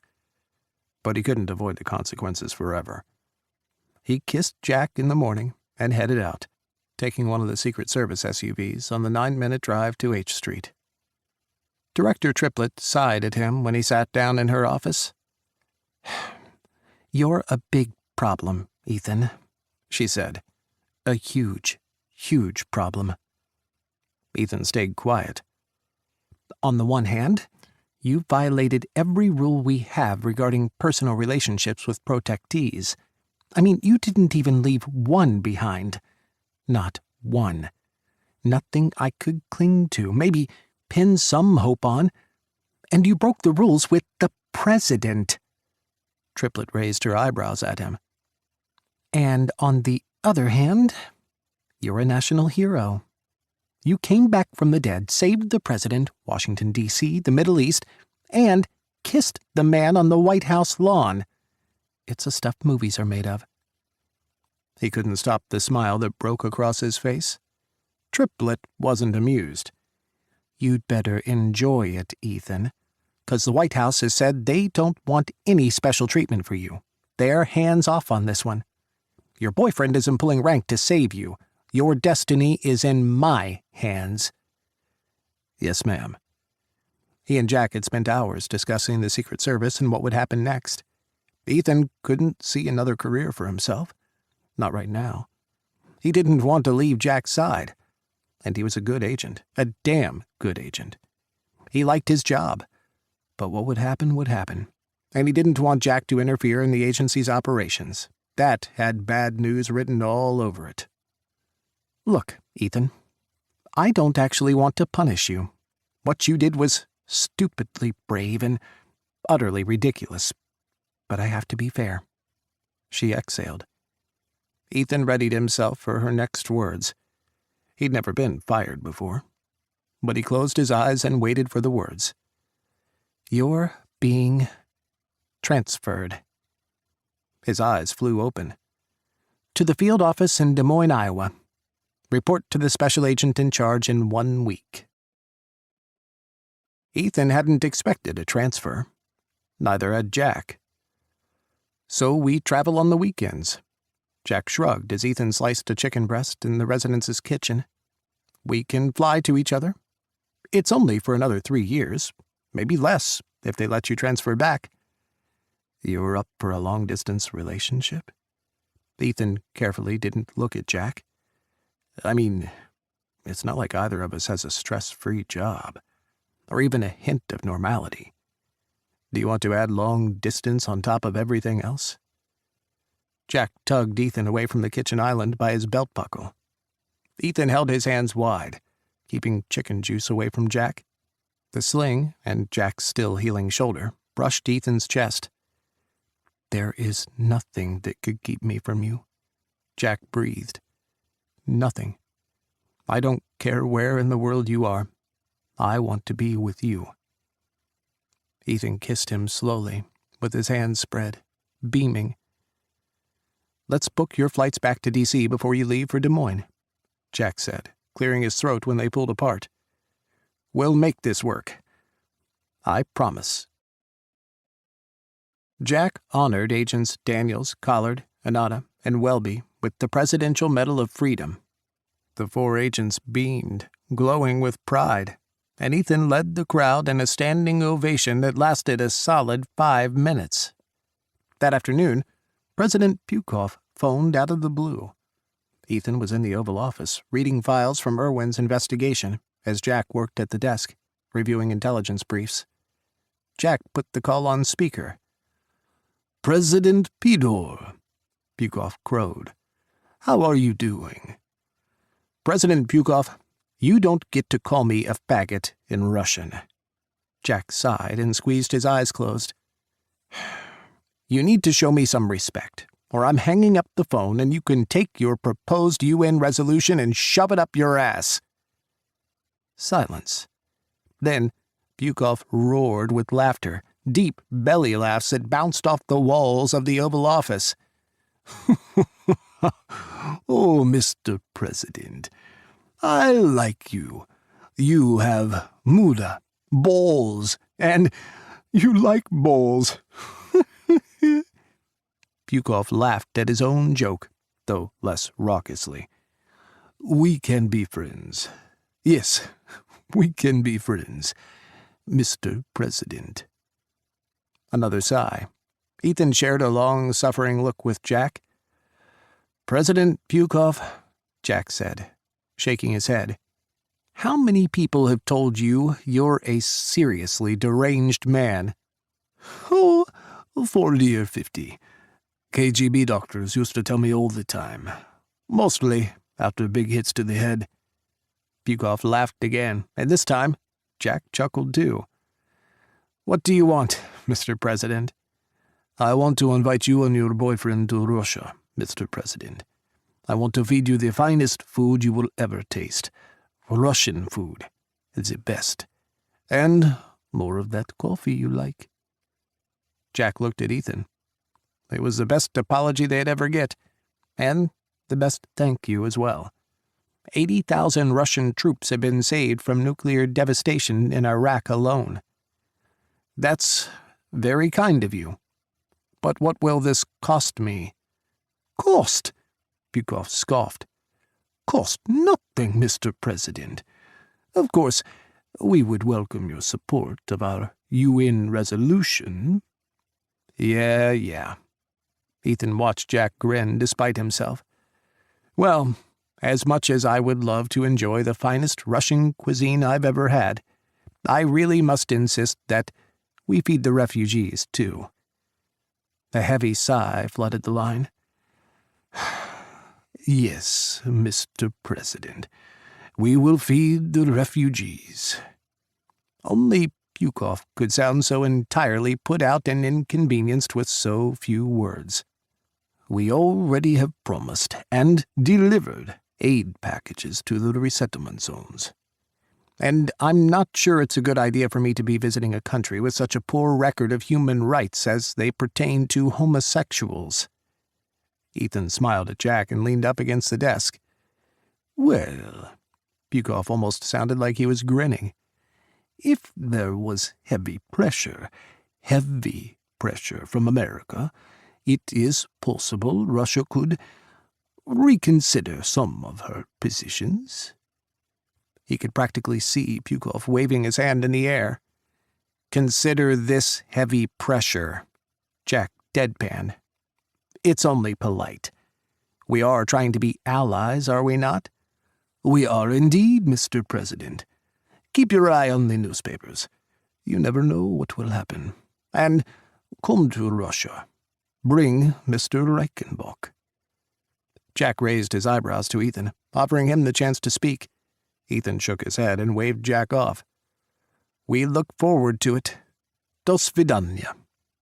Ethan leaned across the desk and pressed a kiss to Jack's bemused smile. Chapter 47. Washington, D.C. Jack seemed distracted and antsy, and he kept staring at Ethan when they were watching the football game. After the 5th time, Ethan clicked off the TV and turned to Jack. "What's wrong?" "Nothing." Jack was always a terrible liar. Ethan raised his eyebrows. Slowly, Jack reached for Ethan's hand. He laced their fingers together and kissed his knuckles. Worry pitted Ethan's stomach. "Are you having second thoughts about us? About the distance?" "God, no." Jack frowned. "No. No second thoughts. Not about you." He shook his head, but he still wouldn't meet Ethan's eyes. Ethan forced his gaze, ducking his head until his eyes met Jack's. "What's going on?" "I have no idea how to ask this. You've never had a problem being blunt before." "All right." Jack took a deep breath. His cheeks flushed. "I want to make love to you, but I'm not sure that's something you're interested in." "We already make love." Every night, every morning, they rolled together, slowly undulating and hard rocking in hot breaths and deep kisses. They came pressed tightly together, the cum sticking to their bellies. Ethan frowned. "And I love it. I mean, more..." Jack fumbled for words. "I mean, anal sex," he finally blurted out. He looked away, scrunching up his face. "Sorry, that's..." "Don't apologize." Ethan tugged on Jack's hand until Jack turned toward him again. "Why do you think I wouldn't be interested?" Jack exhaled a whoosh of hot air as he gestured to Ethan, his eyes wide and his arm waving in his sling. "You're... I mean, you don't seem like the type to want that. Suddenly, Ethan understood. Heat flooded his body, rising to his cheeks. He'd known Jack liked being on top before when they were making out, and Jack would roll Ethan to his back and take charge more often than not. But taking their love to the next step hadn't actually crossed his mind. It had been one of those things he had dumped in a dark box and shoved far away, thinking that they would put it on hold, possibly indefinitely, now that he was with Jack. Jack, a straight man, learning the ways of loving another man. But learning he was, and wanting something from Ethan that he hadn't given in decades. He'd been in high school the last time he bottomed, and the rush of youth and the search for his identity had conspired to create a hasty, poorly planned escapade. It wasn't awful, wasn't cringe-worthy, but it hadn't been good either. This was Jack, though. The man who meant everything to Ethan. Absolutely everything. He stroked Jack's fingers. What makes you think I wouldn't want that? Jack's mouth opened and closed, and then opened again. You. A blush stained Jack's cheeks and turned his neck crimson. When I was researching, I saw a lot of Twinkies as bottoms, but when I searched for bare bottoms, there were far less. It seemed rarer, more exclusive. Jack threw his head back against the couch. Please, stop me now. I'm ridiculous, and I'm stereotyping, aren't I? Well, there was no arguing that. Ethan nodded. Jack was stereotyping and pigeonholing, but at least he was aware. Still, the thought of Jack searching out gay porn online made Ethan's balls squirm. His cock twitched. They're called twinks, he gently corrected. See, I can't even say it right, Jack groaned. I am trying to learn everything, he said after a moment, much quieter. It's a whole new culture for me. You're doing fine. Ethan reached out, caressing Jack's temple with his thumb. More than fine. I never thought we'd get this far. I hoped, but I tried to rein in my dreams. What can I say? I fell in love with you. So, watching bears get bottomed did it for you, huh? He winked and tried to lighten Jack's mood. Jack's eyes burned into him. The thought of making love to you does it for me. His voice dropped, almost a growl. Jesus. Ethan swallowed. Jack wanted him. And not just for heavy petting or for a roll in the mattress, but he wanted his ass. He wanted to be inside Ethan, buried deeply inside him. He'd thought about it, probably jacked off to it, maybe even came to the fantasy of making love to him. Inside Jack's heated eyes, a fragile nervousness lay exposed. I wanted to be good for you, Jack had said before, more than once. The tender heart of a man who wanted to please his lover, his beloved. Did he want Jack to take him? Make love to him? I haven't bottomed in years. Decades. Jack nodded, valiantly trying not to look disappointed. But I want you to make love to me. Jack froze, his eyes widening. Really? Really. Leaning forward, Ethan captured Jack's lips. Jack surged forward, climbing into Ethan's lap without breaking the kiss. Jack rested his forehead on Ethan's, and his cock strained against the zipper of his suit pants. Not tonight, Ethan cautioned. That's fine. Jack smiled and kissed Ethan's nose. There's something else I want to do first. Jack slithered down Ethan's legs until he was kneeling on the ground between his knees. He reached for Ethan's fly, grinning, and pulled out his cock. Jack licked him from root to tip, slowly, and never took his eyes off Ethan's. Ethan grabbed the couch cushions and cursed, his thighs strained. Jack kept grinning, even as he wrapped his lips around the head of Ethan's cock and sucked him down. Later, Ethan was barely conscious, clinging to the couch cushions, his pants around his knees. Jack licked his lips, a wicked smile on his face. "Not bad for my first time," Jack's voice was hoarse. "Guess the banana practice paid off." He winked as Ethan groaned, burying his face in a mangled throw pillow. "Mr. President, time to head out." Welby stood just inside the Oval Office, his tall, lithe build almost filling the doorframe. Jack's gaze fell to the wide bandage wrapped around Welby's neck. "Did you reschedule your appointment, too?" Welby hesitated, but nodded once. "Yes, Mr. President." "Good.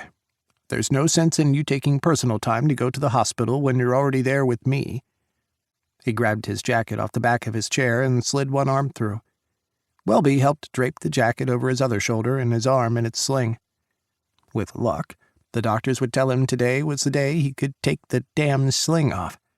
It was seriously getting in the way of his love life. Ethan was careful with him, more careful than he needed to be. Jack wanted to let loose, go wild with Ethan in a way they never had. Desire thrummed through him, burning just beneath his skin. Down boy. Jack took a careful breath as he followed Welby out of the Oval Office and to the waiting SUV ready to ferry him to Georgetown University Hospital. Since Ethan had come back from the seemingly dead, Jack had been orbiting the planet, hovering somewhere miles and miles above Cloud 9. Putting the coup down might have had something to do with his happiness as well, but only a small something. Having Ethan back in his arms and with nothing for them to hide anymore had lit a rocket under his love and his libido. If he could, he'd call in sick to the White House and spend his days in bed with Ethan, memorizing Ethan's body from head to toe, kiss every inch of his skin. Grinning, his mind flashed back to the night before. His throat was sore when he woke up. The mark of a great blowjob, Ethan had said. He'd wondered what it would be like when he sucked Ethan off for the first time. A lifetime of social programming had told him that sucking another man's cock was an irredeemable turning point for his masculinity. He'd demolished that programming, though, examining and discarding each nervous hesitation that reared within him. The first, from so long ago when he imagined kissing Ethan back and then touching his body, picturing them together, the feel of Ethan around him, over him, beneath him, fantasizing about making love to Ethan until his body begged for it to happen. He and Ethan were well practiced in making out, and kissing until their lips were red and tingling, and in humping each other until the cows came home. Frottage, according to his research.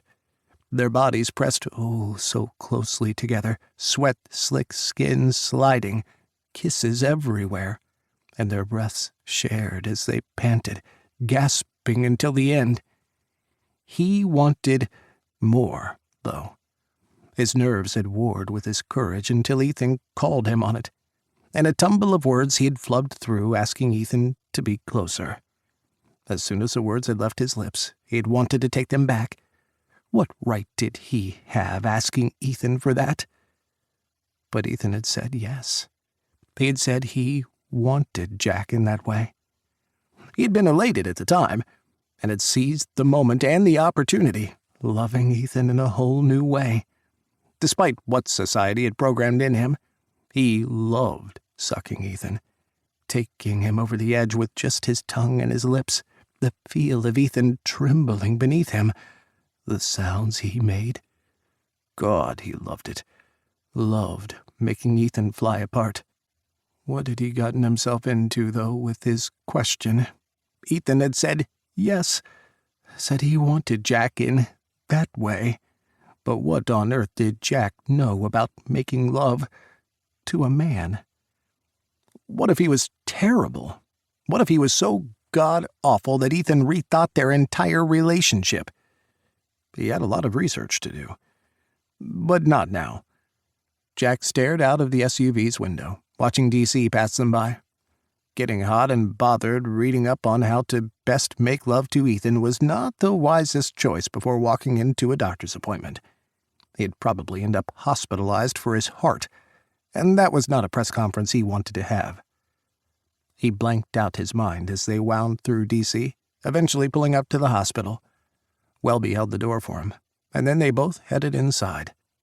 While Jack had his shoulder examined, Welby's doctor checked the stitches in Welby's throat.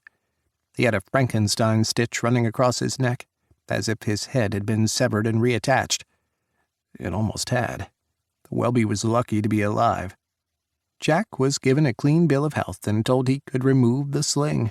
He shed it in the doctor's office, balling it up and trying for a basket with the trash can in the corner. He missed. The doctor laughed at him. Welby had to leave his stitches in for another week. They headed out, and Jack turned his face up to the sky, letting the late autumn sun soak into his skin. For the moment, he was weightless again, buoyed by his hopes and his dreams. Sling-free, what would he and Ethan do that evening? He wanted Ethan so badly in so many different ways. Fears gnawed on his fantasies again as they drove back to the White House. Thinking about Ethan, Mr. President. Welby's eyes met his in the rearview mirror as they glided through DC's traffic. Jack's jaw dropped and his cheeks burned. How did you know? He tried to surreptitiously look down, checking his crotch. He didn't think that he was sporting an erection. Welby's smile was tiny, but there. You have a certain look on your face when you think of him. Oh. Jack's face burned even hotter, and he looked out of the window, smothering his smile as he bit his bottom lip. Is everything all right? In the mirror, Welby frowned. The SUV coasted to a gentle stop at a red light. They were running without a motorcade, which meant adhering to the traffic laws. You look a little concerned, Mr. President. Damn it. Had Welby seen his terror? He looked down at his hands, laced together in his lap. Are you seeing anyone, Agent Welby? No, sir. It's been a while. Welby's eyes crinkled at the corners, his frown deepening. If you started seeing someone again, and it had been a while for, would you be nervous about... He fought for the right words. Performing. He cringed even as he spoke. Welby was silent. To his credit, he didn't laugh in Jack's face. The traffic light changed to green, and the SUV gently rolled forward. I'd like to think that the person I was with would love me so much that nothing as trivial as that would matter to them.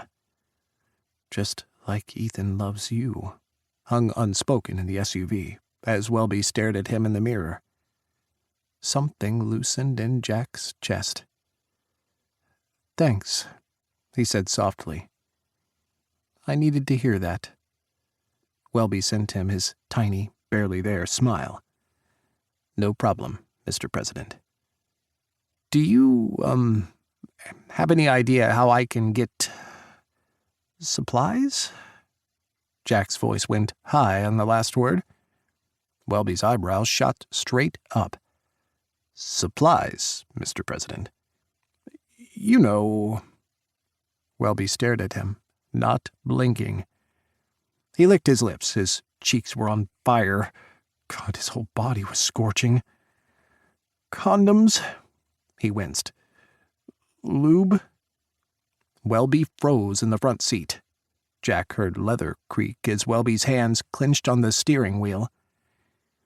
Anything you need can be requisitioned through the White House, Mr. President, Welby said automatically. Jack blew air out of his lips, his cheeks ballooning as his eyes went wide.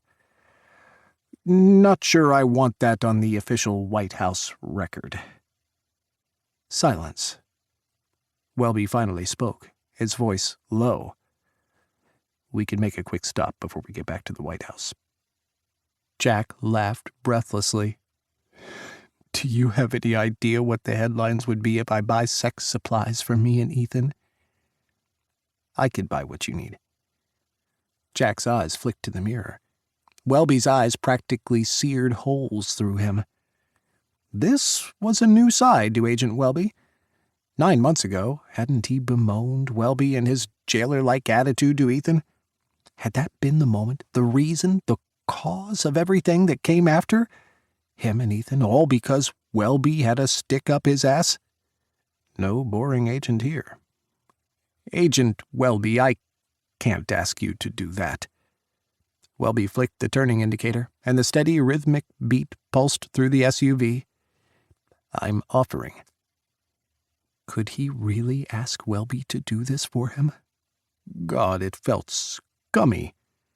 Was he not brave enough to go out there and buy what he and Ethan needed? What did that say about him? Granted, this wasn't a normal relationship by any stretch of the imagination. He wasn't just Jack Spires, anonymous attorney who would fade into the background of the thousands of other shoppers buying shampoo and toothpaste and deodorant. He was the president. What would a picture of him and a box of condoms in his hand do?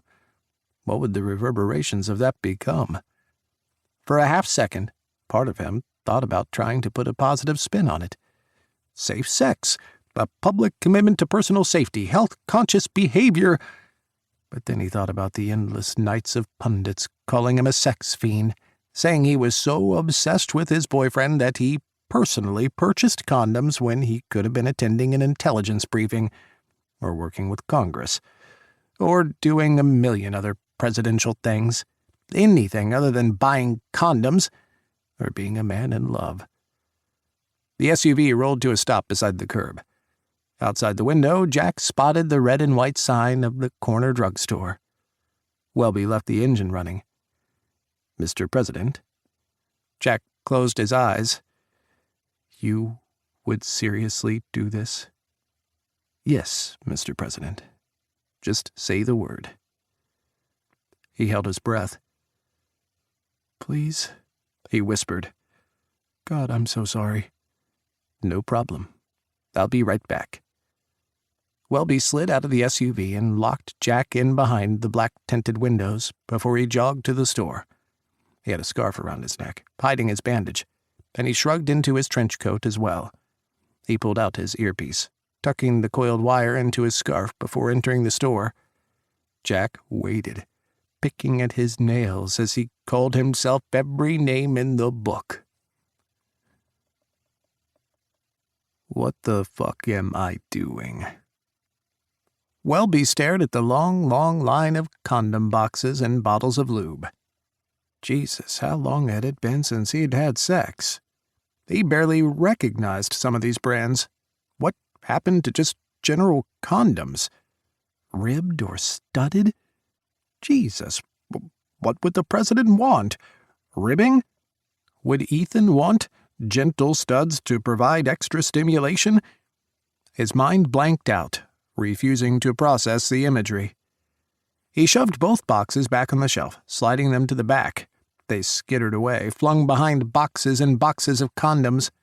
Black and blue cardboard screamed at him, neon colors and circular shapes trying to entice his eye. Flavored? No, he wasn't going there. Where the fuck was regular? Finally, plain, regular latex condoms. Did Ethan have a latex allergy? He'd never mentioned anything in the 12 years they'd served together. What about the president? He didn't say anything either, but latex allergies were relatively common in the U.S. population.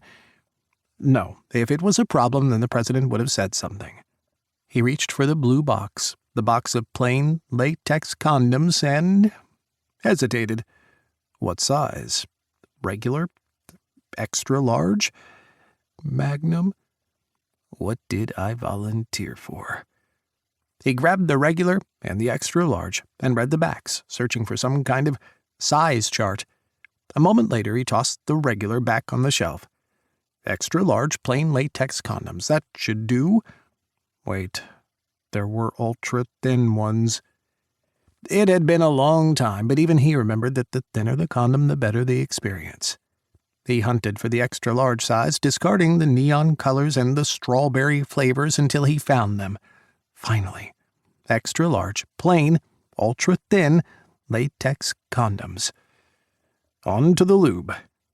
Shit, there were more flavors than he ever thought possible. Who would want coffee-flavored lube? They all seemed sticky, though, and syrupy sweet when he tentatively snipped the top. No, he'd stick with plain. If Ethan wanted the president to taste like a hot fudge sundae, lemon sorbet, or a banana split, then he could damn well order that online. Plain came in too many options. Ultra Glide, Ultra Smooth, Ultra Wet, Latex Safe, Water-based, Silicone-based. Christ. He grabbed the Latex Safe varieties and scanned the backs of 3. Ultra Glide Sensations. Ultra Wet for the slickest experience. How the hell was he supposed to know what the president and Ethan wanted? What was right for 2 men?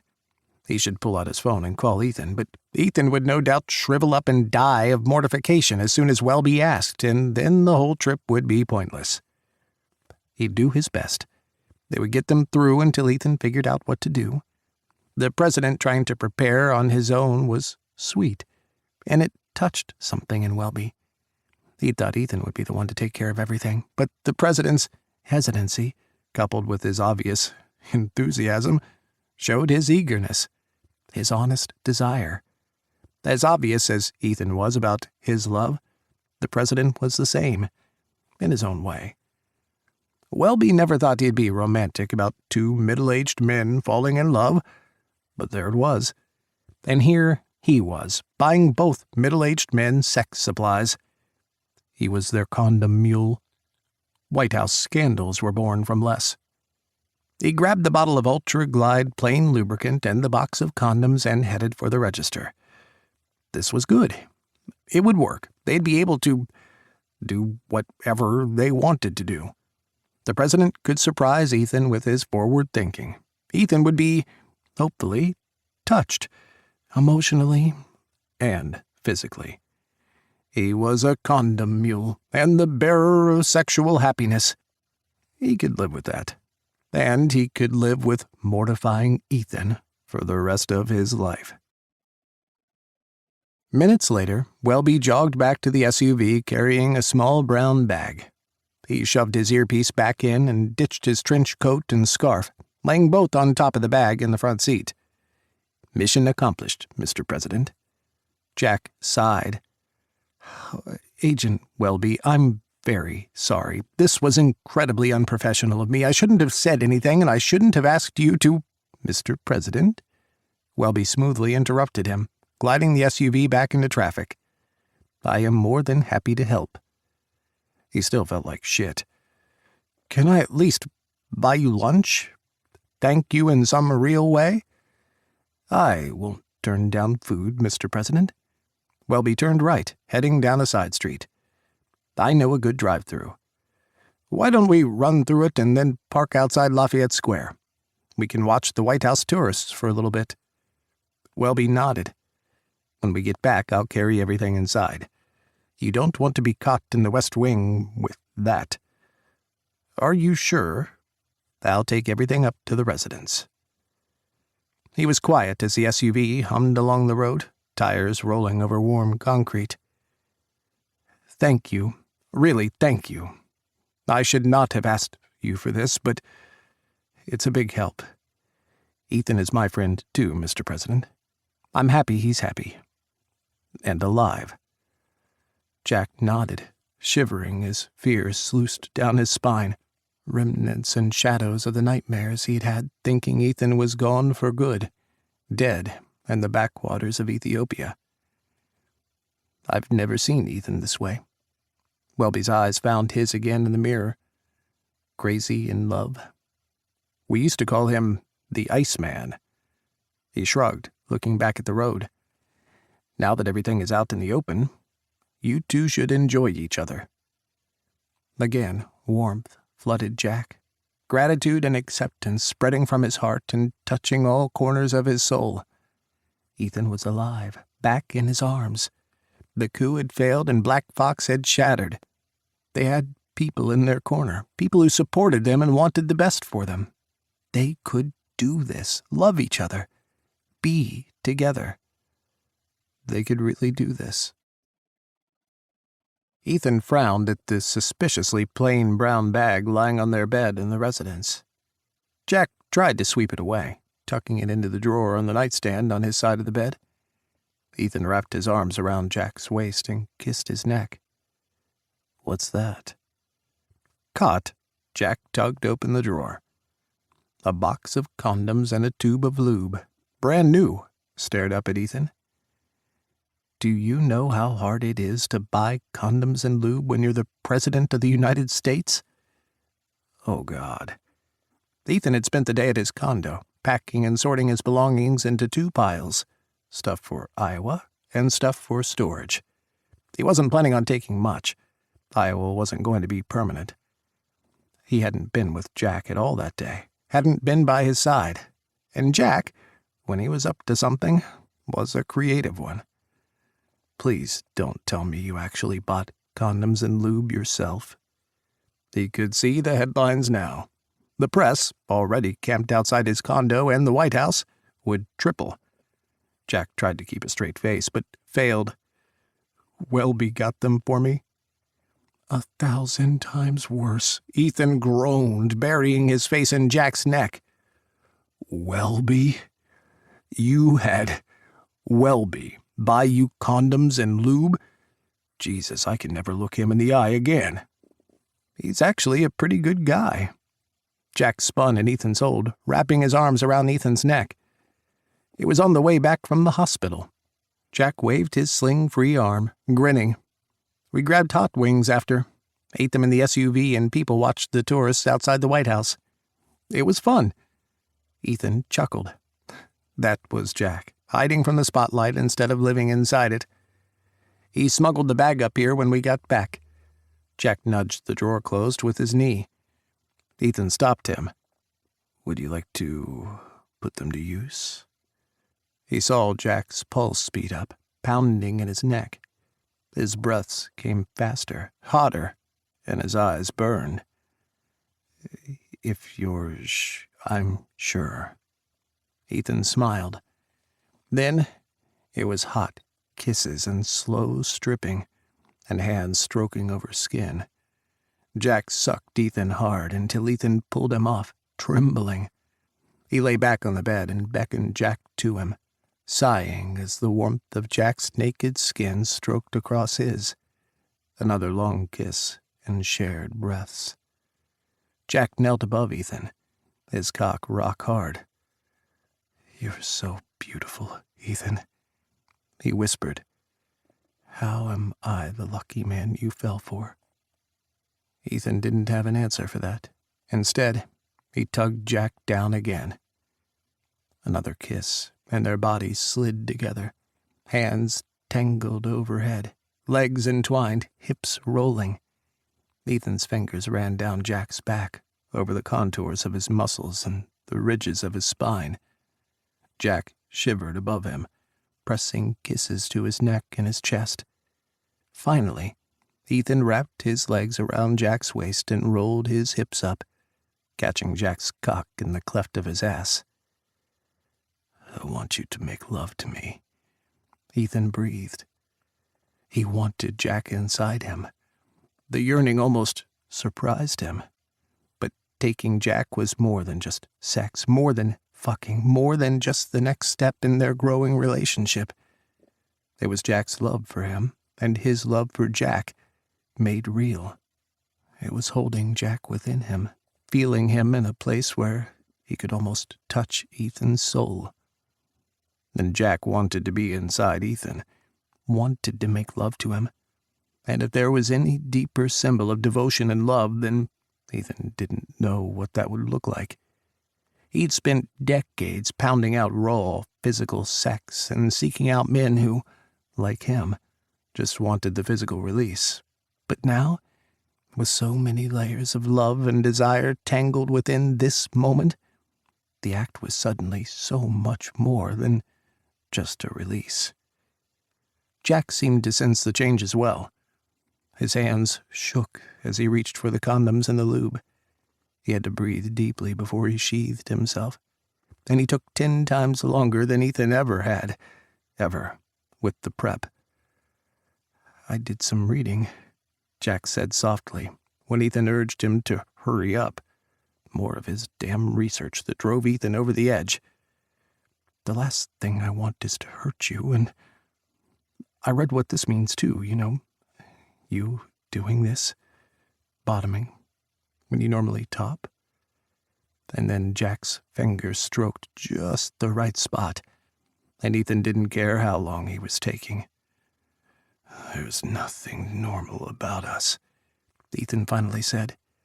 His fingers tangled with Jack's free hand. "I'm doing this because I want to. I want you." He sighed, arching his back.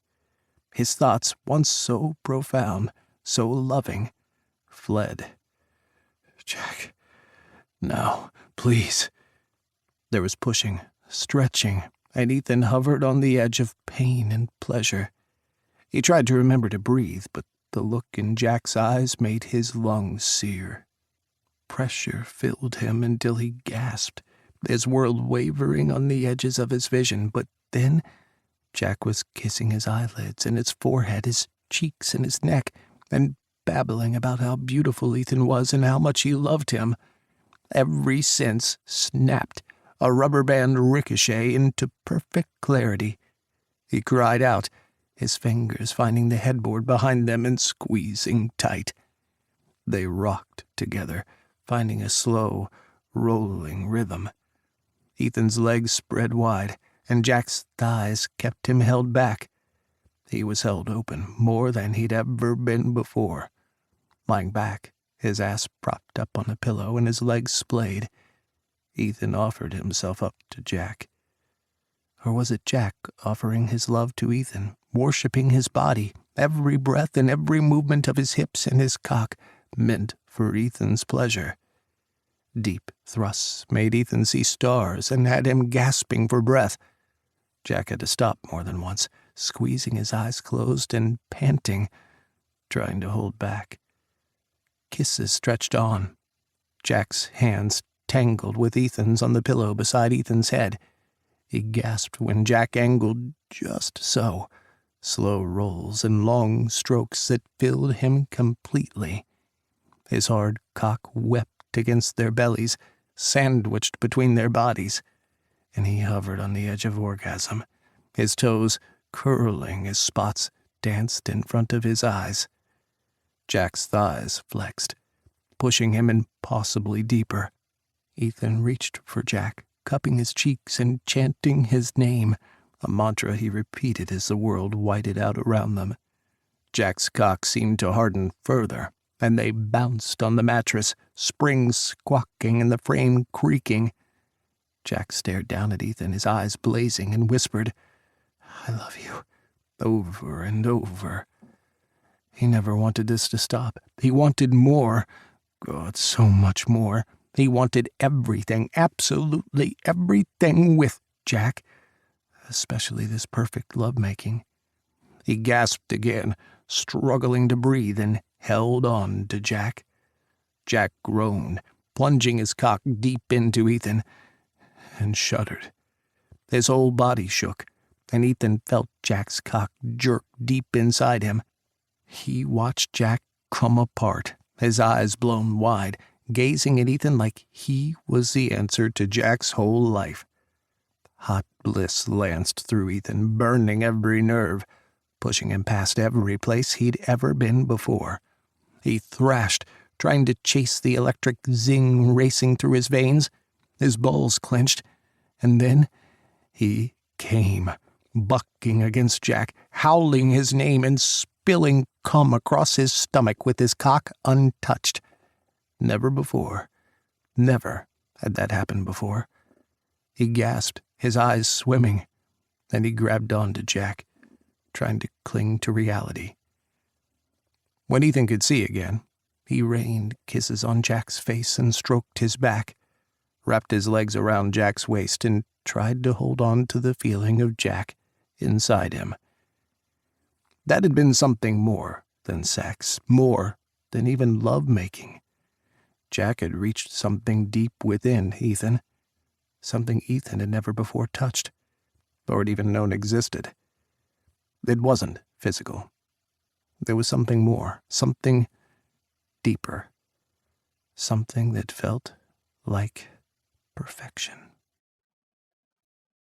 Ethan woke before Jack, and he slipped into the kitchen in his boxers. He was sore, but the memory made him smile, and he hummed as he whipped up an omelet and a plate of pancakes. He swiped a rose from one of the vases in the hall, and, holding it in his mouth, he headed back to the bedroom. Jack woke when Ethan entered, holding Jack's breakfast tray and leaning over him with a rose between his teeth and a grin on his face. Jack laughed, and as they ate in bed, Ethan's eyes traced Jack's spiky bedhead and his blonde hair streaked with flecks of gray, and the kiss bruise he'd left on his chest from 2 nights before. Jack had it all backward. How had he ended up the lucky one, with Jack falling in love with him? Chapter 48. Des Moines, Iowa. Des Moines was a disaster from the very beginning. "I don't want you here," Shepard, his new boss, said to Ethan as soon as he sat down. "But headquarters insisted. So, you're here. You will run investigations just like everyone else, and you'll pull details as required for protectees who visit the area. It's quiet most of the year, but we get a lot of activity when midterms and general elections happen." They ran financial investigations and tracked down counterfeiters, made 1 or 2 friendly acquaintances with the local cops, but in the Secret Service, Ethan was the office pariah. No one befriended him. Barely anyone spoke to him. Fridays at 3 p.m., he was on the way to the airport, and he was at the White House by 9:30 p.m. He took the latest flight back, the 11:30 p.m. departure, but it was always terrible. The flights home were miserable, and an ache grew in his chest with each return to Des Moines. Months passed. Thanksgiving and then Christmas came and went. They made headlines over the holidays, in more ways than one. He missed Jack with a physical ache, something that tried to wear him down, grind him out. The weekends were never enough, and the days without Jack seemed to stretch ever onward, an endless length of barren days and nights without his lover. Eventually, Jack traveled to the Midwest, gearing up for midterms. Ethan ran his sweat-slick palms down the side of his jeans as his eyes bounced over his small, near-empty apartment. Boring brown couch, check. Computer monitor doubling as the TV, check. Card table set up in the empty space he was supposed to erect a breakfast nook in, check. 6 new crappy metal folding chairs arrayed around the table, check. He'd vacuumed and re-vacuumed his carpets until tufts of cream fibers stood at almost military precision. For one night, Des Moines, Iowa, specifically his apartment, was going to be the home away from home for the President of the United States. For Jack. His chest tightened against the hammering of his heart. His government-issued apartment, or a crash pad for where he slept during the week, was about to play host to not just Jack, but his friends as well. His shitty, bare-bones apartment, barely furnished at all, mostly plain walls and a scattering of functional furniture. He didn't even have a headboard in the bedroom, just a mattress and box spring resting on a cheap metal frame. At least his towels matched. But he still fished his socks and underwear out of 2 suitcases he had propped up against the wall in his bedroom months ago and had kept as some sort of modern urban Neanderthal organization scheme. Why buy a dresser? Why invest money in a place that wasn't his home? His home, the condo he owned, was in D.C., not here. Sometimes he thought maybe he was starting to make a second home with Jack at the White House, too. At least, every time he visited, it felt a little bit more normal to be there. He never thought, ever, that anyone would visit him in his Des Moines crash pad. Jack was the president. The thought of him visiting was ludicrous. Presidents stayed in secure locations. The White House, properly screened and vetted hotels, military bases, not the shitty apartment of his boyfriend serving an exile rotation in Iowa. But Jack hadn't met a boundary he couldn't blur, or eliminate entirely, and he seemed to revel in getting every part of the government to twist against their own rules. Work across party lines? Sure thing. Sponsor Democratic legislation as a Republican president and get it through both houses of Congress. Of course. Work on an honest alliance with post-Putin Russia and use his new friendship with President Pukoff for good in the world? That was just a Tuesday to Jack. Date Ethan? Jack kept saying yes to that, too. So he really should have seen this one coming. Jack had hopped around the Midwest for a week, from Chicago to Kansas City to Oklahoma City, and then back north to Madison and the Twin Cities. He had stumped for the members of his party who welcomed him, and then stumped for Democrats who had worked with him in D.C., rejecting attacks coming at him from challengers within his own party. And then, Friday night during their Skype call, Jack had grinned at him, that bright, sunny smile that Ethan could never say no to, and asked if he wanted Jack to swing by the next night. Shirt rumpled, sleeves rolled up, and tie loose, Jack had looked like every one of Ethan's late-night fantasies and early-morning shower conjurings. He'd breathlessly said yes. The reality of what he'd agreed to hit him square in the chest later. So, Saturday was spent cleaning with all the intensity of a fastidious drill sergeant. He bought more chairs, picked up and put back a few pieces of wall art, grabbed some beers for him and Jack and soda for everyone else, and, at the last second, a pack of cards and some poker chips. After his maniacal cleaning, all he could do was wait. And vacuum some more. Scott had finally texted him when they landed at Des Moines Airport, and again when they hit the road, driving without the red and blues or sirens on their way across town. Agents from Ethan's own Des Moines Secret Service office had met Scott at the airport, and the expanded detail from D.C., as well as Ethan's Iowa co-workers, were scheduled to stand watch in nearby vacant government apartments and around the perimeter of his gated complex. His co-workers were going to be standing guard all night while he and Jack— he'd pay for this on Monday. Shepard hadn't contacted him, but Scott had relayed how incredibly unimpressed his boss had sounded on the phone when Scott called to brief him on the president's movements through Des Moines. Shepard was a hard man to pin down, but he seemed to hover just above actively despising Ethan, instead settling on sullen resentment that Ethan had been dropped in his small pond. Out of all the offices in all the states, why had he been given to Shepard? Ethan's phone buzzed in his pocket, and he fished it out, clammy fingers sliding on the case for a moment.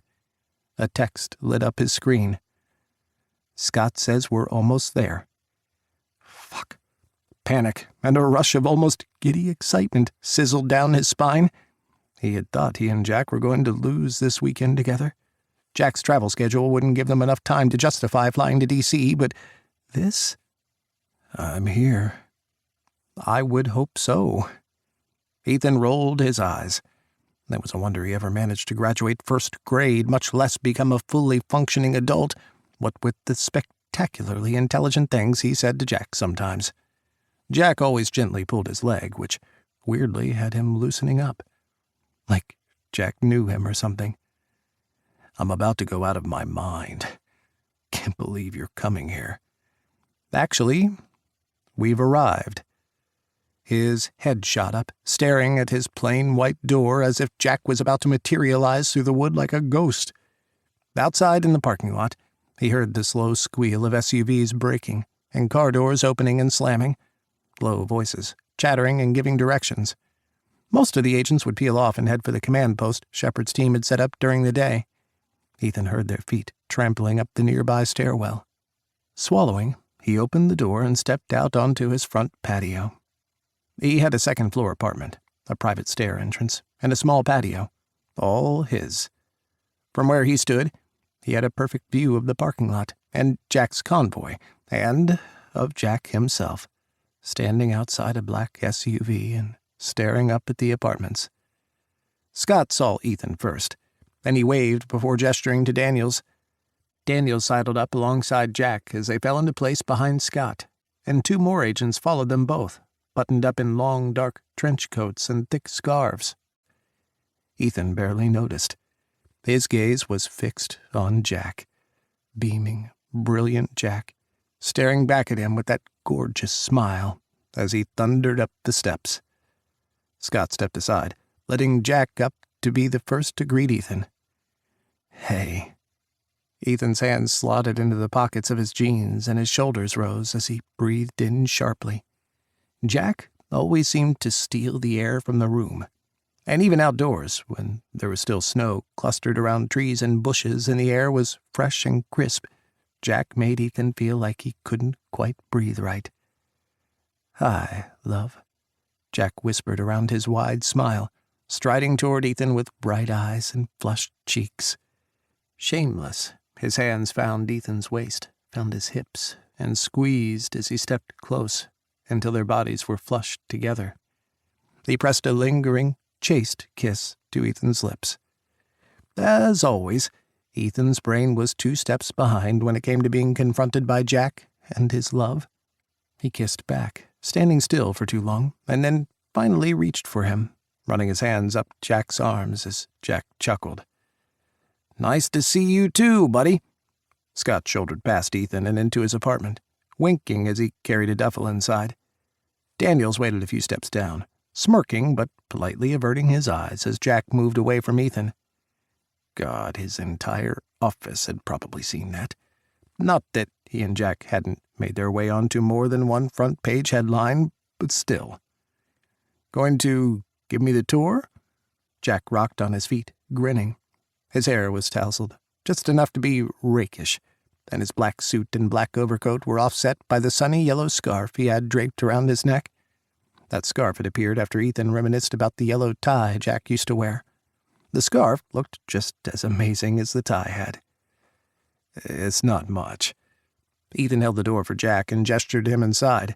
Scott had already swept through the place, doing his duty as Jack's lead detail agent and securing Ethan's apartment. Scott was perfunctory and professional, and he slipped out of Ethan's bedroom silently and headed for the tiny kitchen, waiting as Ethan showed Jack around. There was a small living room connected to the claustrophobic kitchen, a minuscule hallway leading to a bathroom and Ethan's bedroom, facing each other across the hall. Jack smiled through Ethan's quick tour, especially at the pictures Ethan had on his fridge and on his bathroom mirror of the 2 of them. He poked his head into the bedroom, nodding at his duffel that had been dropped there by Scott, and then sent Ethan a smoldering look, one that went straight to Ethan's bones. His friends were supposed to stay for dinner, but would it be rude to just shut the bedroom door and ignore everyone else? Jack's fingers trailed down his chest, dusting over the midnight blue cotton of his sweater, and settled on his belt buckle. Leaning in again, Jack hesitated just before his lips brushed Ethan's. "Thank you for letting me come." Ethan shrugged, gnawing on the inside of his lip as he stared into Jack's eyes. "It's just a boring box." He shook his head, almost scoffing. "I can't believe you're actually here." Jack frowned, tilting his head as a thin line appeared between his eyebrows. "I should have a nicer place for you if you're going to show up. You should have the best." Jack finally pressed his lips to Ethan's, sweeping his tongue over Ethan's lower lip as he squeezed his hip. "I'm looking at the best." Flushing, Ethan cupped Jack's cheek, totally unable to stop his ridiculous grin. Jack grinned right back, and they moved in for another kiss, one that promised to be longer, slower, and downright filthy if Ethan had his way. "Ethan!" Daniel shouted from the kitchen, and Knuckles rapped on the wall in the hallway. "Did you order takeout for us? There's a delivery driver, one of our guys stopped at the gate." "Yeah, should be Ty." Sighing, Ethan leaned his forehead against Jack's. "You gotta confirm the order, man." I'm coming." He kissed Jack as Jack laughed softly against his cheek. Together, they headed back to the main area after Jack shucked his overcoat, suit jacket, and scarf and stripped his tie, balling everything up and tossing it at the foot of Ethan's bed. Ethan wrapped his arm around Jack's waist, and Jack fit one of his hands into Ethan's back pocket. The tie order was exactly what he'd placed, and the wide-eyed driver handed it over to the heavily armed SWAT-like Secret Service agents with shaking hands. Ethan had paid for everything with his credit card over the phone, but the driver needed a signature, so the burly agent had to sign for Ethan, scowling over his balaclava as he shouldered his rifle and signed against the hood of the battered Toyota sedan. Ethan got the scribbled receipt and his bag of food from another agent who ran it up to his door, and when he poked his head out to take it, a part of his stomach clenched hard. There were so many agents in the parking lot, so many police, so many eyes on his tiny apartment. It wasn't any different, really, than when he was in D.C. They were just better hidden there. This felt raw, overexposed. All of those agents were going to stay up through the night, securing the apartment, Ethan, and Jack, while they— "Come on, man, we're starving," Daniels called him back, and Ethan threw his friend a glare as Scott passed out sodas from the fridge to everyone except Jack. Ethan doled out the Thai takeout, setting it all in the center of the card table. He'd put a stack of paper plates and plastic forks out earlier, and the guys dug in as he silently slid Jack one of the beers he had bought for them both. Jack's favorite, a darker ale from Texas. Dinner went long as they picked through the containers, demolishing everything. Ethan had bought enough food to feed an army platoon, but 5 hungry Secret Service agents and 1 hungry president made quick work of that. Scott and Daniel sat across from Ethan and Jack, who had pointedly scooted his chair right alongside Ethan's until their legs were touching from hip to feet, and Welby and Anata sat at the ends. Ethan hadn't seen or spoken to Anata since he had moved to Iowa, and had only heard through Daniels that his friend had transferred to headquarters and was working on the intel squad. He'd volunteered to go on the trip to the Midwest as the headquarters intel liaison, because the rumor was, he said, that there might be a stopover in Des Moines. "Just how long were you planning this?" Ethan side-eyed Jack and took a drag from his beer. Jack shrugged, but his eyes gleamed. "If I'd asked you too early, you'd have worried yourself out of it." Ethan narrowed his eyes, but under the table he squeezed Jack's knee. He and Jack had a few more beers each while the guys stuck to sodas. They were still working, still protecting Jack, even in Ethan's apartment. After the empty cartons and paper plates had been thrown in the trash, Ethan tossed the pack of cards at Scott and told him to deal while he passed out the chips. Daniels groaned, Anata laughed, and Jack arched his eyebrows toward Ethan. "You suckered me once with pool." Ethan winked. "But you'll be up against some stiff competition here. Texas Hold'em is a time-honored tradition in the Secret Service, and Scott has a poker face that a politician would be proud of. Or jealous of." Anata flushed crimson, his eyes boggling at Ethan's words, as Jack laughed. "I've seen a few great poker faces in my day." His eyes brimmed with laughter. "Can't say that one of them is my own." "Nope." Grinning, Ethan leaned over and pressed a kiss to Jack's lips. They caught Daniels and Welby exchanging quick looks, Scott's smothered smirk, and Anata's flushed stare down at the tabletop. "Come on, let's play." Scott pretended to flick a card at Ethan, but dealt 6 hands as Ethan laid out chips for everyone. Jack's hand dropped below the table and rested on Ethan's thigh, and Ethan laced his fingers through Jack's, rubbing his thumb over Jack's palm. Jack lost the first hand almost immediately, and Scott, predictably, won. Groaning about Scott's endless winning streak, Daniels, Ethan, and Anata picked up where they had left off over a year and a half ago, grousing about Scott cheating and counting cards. Welby and Jack shared bemused looks as Scott dealt the cards again. The game kept going. Scott won and lost, and everyone took turns dealing. Ethan and Jack polished off the rest of the beer, and the world turned softer, gentler, and warmer on the edges as a ball of contentment sat in Ethan's chest, surrounded by his friends, and next to Jack. It was enough, for the moment, to forget about the rest of the world outside his apartment. Jack's hand moving over his thigh didn't hurt either. Jack had started with a simple touch, just a laying of his palm on top of Ethan's jeans. That turned to a soft caress, and then a gentle kneading.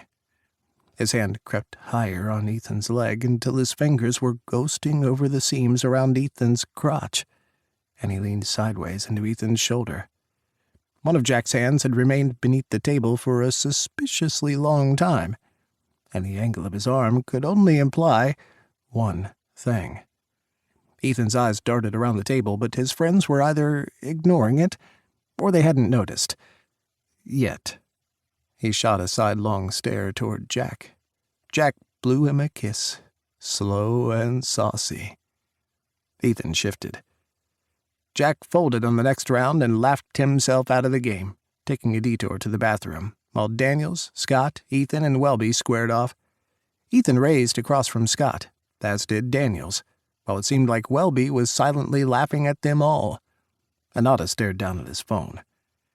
Jack slipped back to the table, but instead of sitting next to Ethan again, he stood behind him, snaking his arms around Ethan's shoulders and leaning down, pressing his cheek to the side of Ethan's face.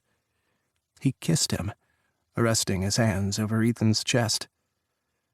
"Good hand," Jack murmured into his ear. "Might win with that." Hot breath ghosted over Ethan's skin, and Jack's lips brushed his hair. He shivered. He tried to hide it. Anata cleared his throat, long and loud.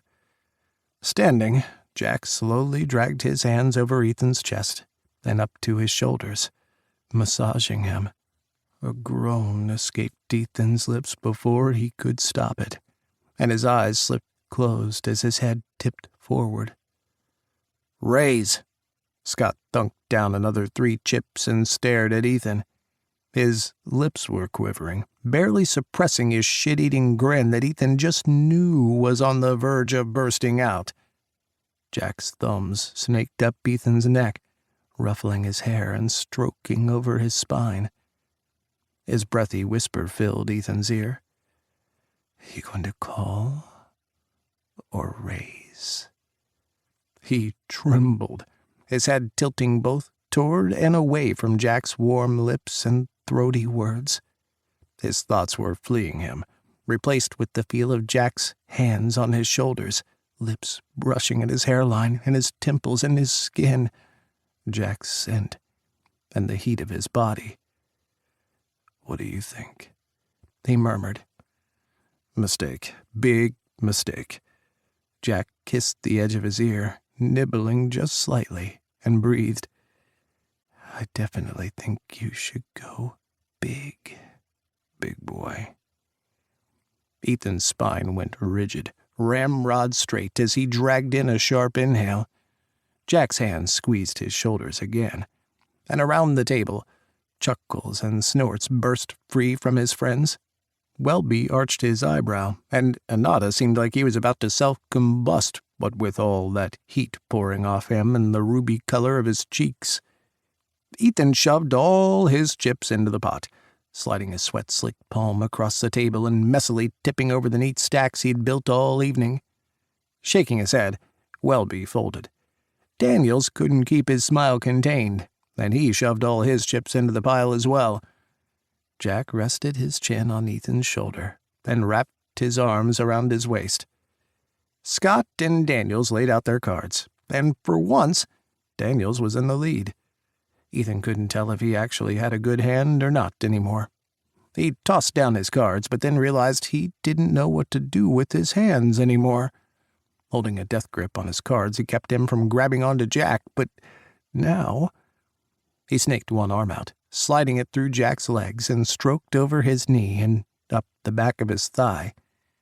Daniels must have won, because he started partying in his chair before playfully trying to scoop all the chips toward him, like Scrooge McDuck was about to go diving into the pile. Anata and Welby stood, almost too quickly, the legs of Anata's chair scraping loudly over the cheap linoleum floor in Ethan's apartment. Scott gathered the cards, preparing to shuffle as he stared up at his teammates. "What? We're leaving?" Ethan kicked him under the table as the others laughed and headed for the door. They moved fast, not stopping for chit-chat as they shared long looks and smothered smiles. He tried to hide what Jack's flirtatious behavior had done to him, though what could Jack expect when he touched him like that, looked at him like that? Everyone grabbed their coats and scarves, and Ethan wrapped his arms around Jack's waist, standing behind him. They waved goodbye, and Scott pointed in the general direction of another apartment they would all be sleeping in for the night. "We'll be back to pick you up at 11 a.m., Mr. President," Scott said. "Yes, Dad," Jack winked. Sighing, Scott followed the rest of the agents out the door, shaking his head but grinning. Ethan slapped the door shut behind Scott and almost hit him in the ass. Outside, Ethan heard Scott's deep chuckle, and then the stomp of his feet against the stairs. And then Jack spun in his arms and walked him backward through his apartment and down the hallway to his bedroom. Their gazes were locked, eyes blazing with heat and lust and so much happiness. Ethan's blood boiled, and his hands trembled as he tried to touch Jack everywhere, wanting everything all at once. He fumbled behind him, opening the bedroom door one-handed while Jack steered him toward his bed. His knees hit the edge of the mattress, and he sank down, his eyes darting for the nightstand where he had laid out a couple of folded towels, a bottle of lube, and a condom. Not that he was presuming much, just hoping that Jack would make love to him. Jack slithered up his body, kneeling on all fours on the mattress and hovering above him.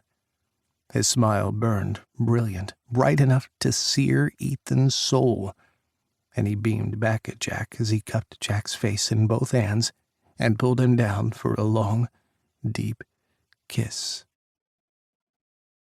After, Ethan lay boneless and breathing hard, and half on the rumpled towel they had managed to throw across the bedspread.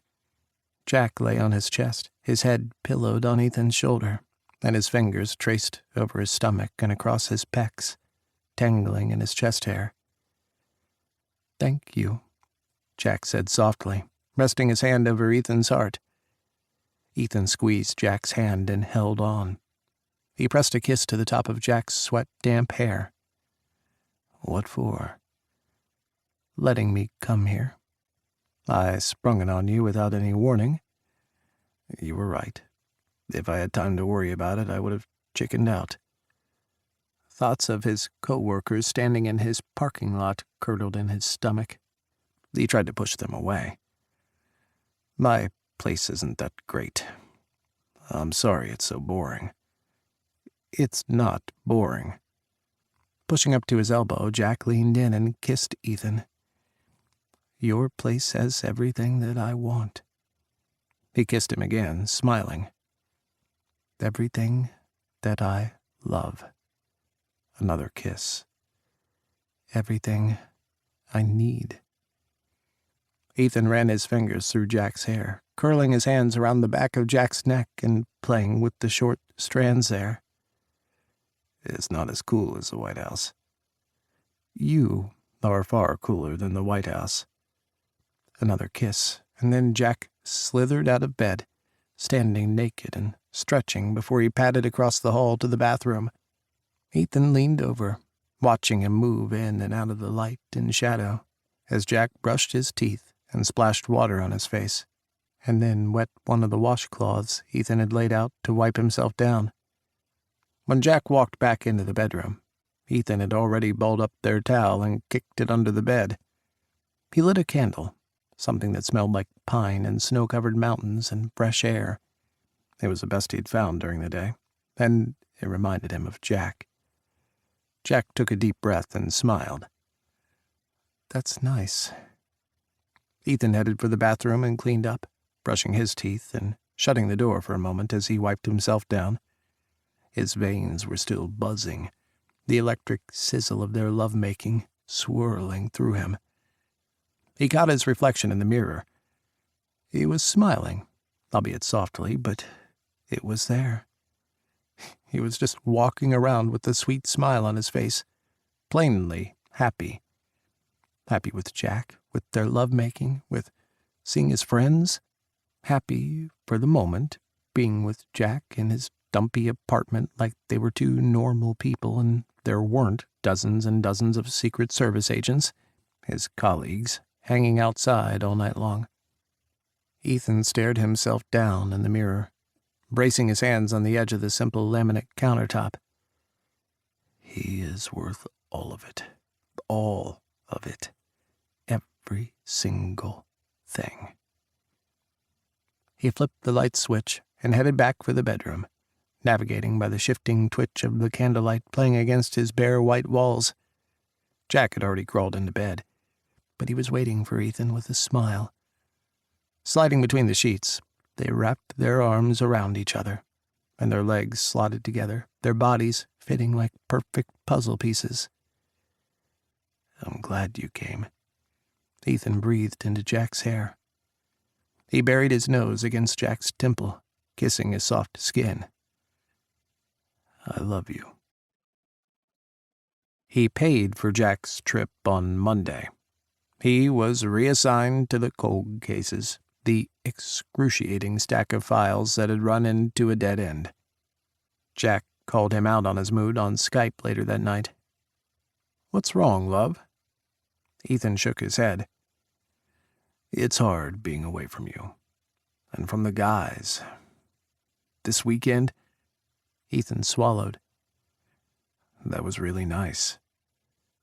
But it had hurt in so many ways when Jack and everyone left. His apartment had never felt emptier or lonelier. It had seemed like the universe was about to collapse in on him, the silence of his four walls so huge that he thought he'd fallen like Alice into some weird, twisted world.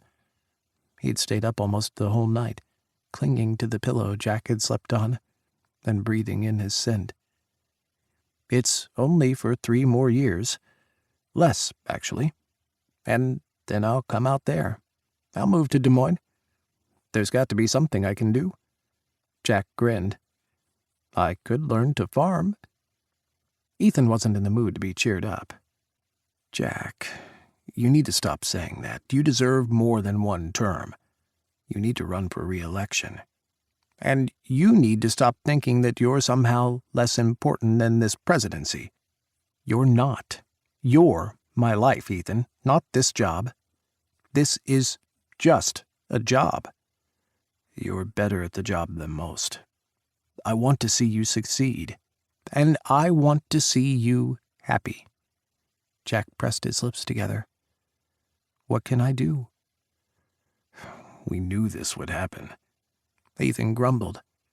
He stared at the empty walls in his tiny apartment, at the photos of him and Jack he'd tacked on the fridge, at the cartons of Thai food in his trash. There's nothing we can do. I'm in exile. Jack was quiet for a long moment as Ethan stared down at his carpet. You know, Jack finally said, there is a position here that is open to you. The White House needs a first gentleman. Ethan finally looked up. He blinked fast, and he looked away from Jack's gaze. I don't want to be a freeloader. It's important work. Jack tried for humor. How are you with doilies and table settings? 'Cause they're getting on me about picking out my official state china patterns, and it all looks the same to me. Ethan chuckled. I'm actually a pretty shit decorator. I don't fit the stereotype. Jack stayed quiet, watching him over the screen. I wanted to do good. Ethan finally whispered. I wanted to make a difference. I wanted to be part of something great, something important. I still do. You have. God, you have, Ethan. You saved the world. You saved my life. Those aren't small things. Jack smiled. And I like to think that you are a part of something great. We are something great. Ethan nodded. Yeah. It was getting late. Jack needed to get some sleep, and he wasn't fit for good conversation anymore.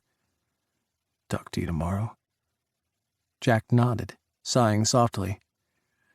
"Don't forget to send me your flight information for Wednesday. The guys will pick you up at Dulles. I'll have your tux ready here." It was the annual White House Correspondents' Dinner, and Jack had asked Ethan to accompany him.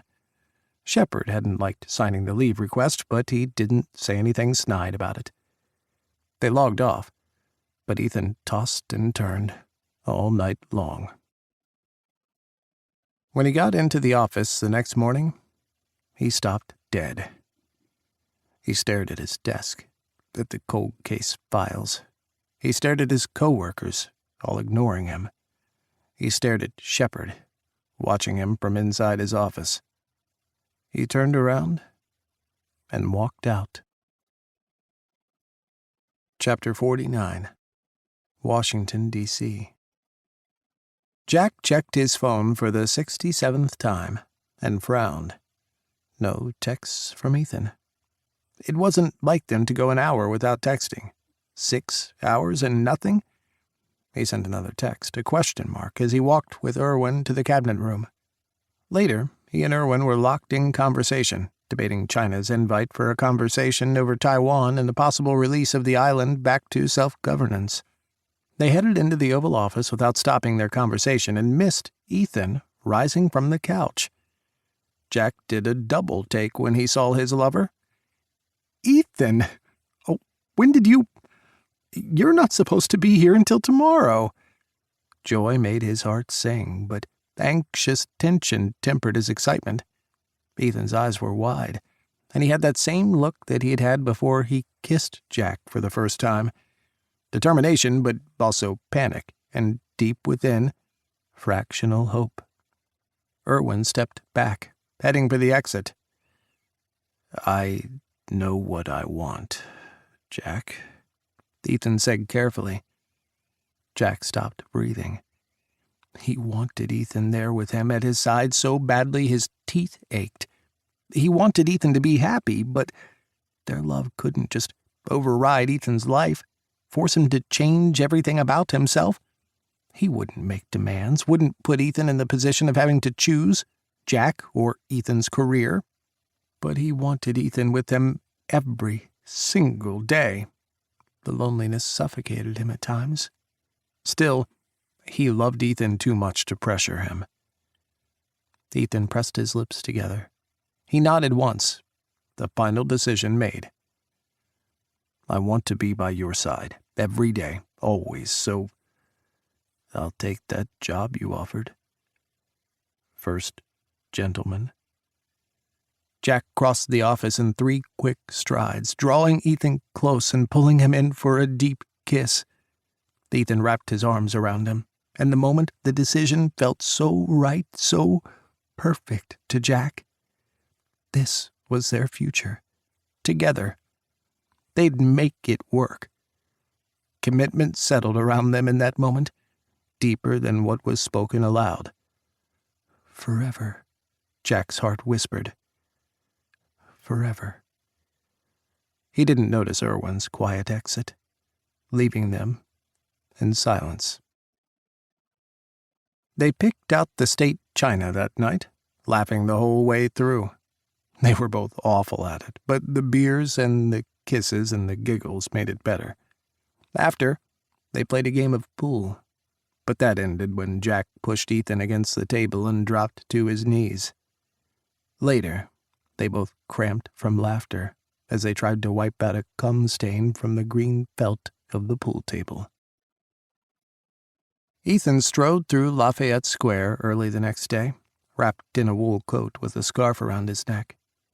He had sent in his resignation to the Secret Service, and for the first time in decades, he was officially a private citizen. The early spring air was cool and clean, and he breathed deeply the smells of D.C., traffic fumes, manicured lawns of the national parks, and dried piss. He smiled. Car horns blared, cars jockeying for space at the traffic circle. Buckled concrete in the road made tires slap and groan. His phone buzzed, and he expected to see a warm message from Jack, some comment on his first day on the new job or a joke about his coming on the pool table. Instead, Irwin's number flashed across his screen. "Ethan, this is Lawrence Irwin. I understand you're no longer with the Secret Service." "That's right." "I'm not affiliated with the CIA anymore, officially, but I know the agency could use a man like you. Would you be interested in one of the more special programs? Continue to serve your country?" "I won't do anything that jeopardizes Jack, or means we have to hide. Again." "Nothing like that, I promise. Just think about it. Let me know if you'd like to talk." "I have to talk to Jack first." Ethan pocketed his phone and kept walking. The bustle of the morning continued on. Joggers and dog walkers and mothers with strollers. Businessmen talking loudly into their cell phones. Aides in dark suits running with wild looks in their eyes. The business of Washington, D.C. His eyes caught on a man sitting on one of the benches. A very familiar-looking man. Ethan stalked to him, glaring. "I thought I said I never wanted to see you again." Colonel Song folded his newspaper away. "Is that any way to greet someone who helped you?"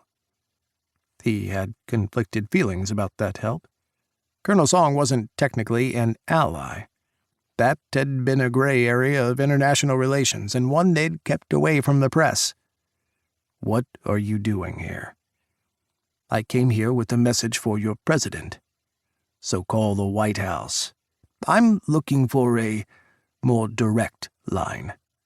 Colonel Song stood. "Remind your president of that old adage. The enemy of my enemy is my friend. Who are his enemies now? And who are his friends?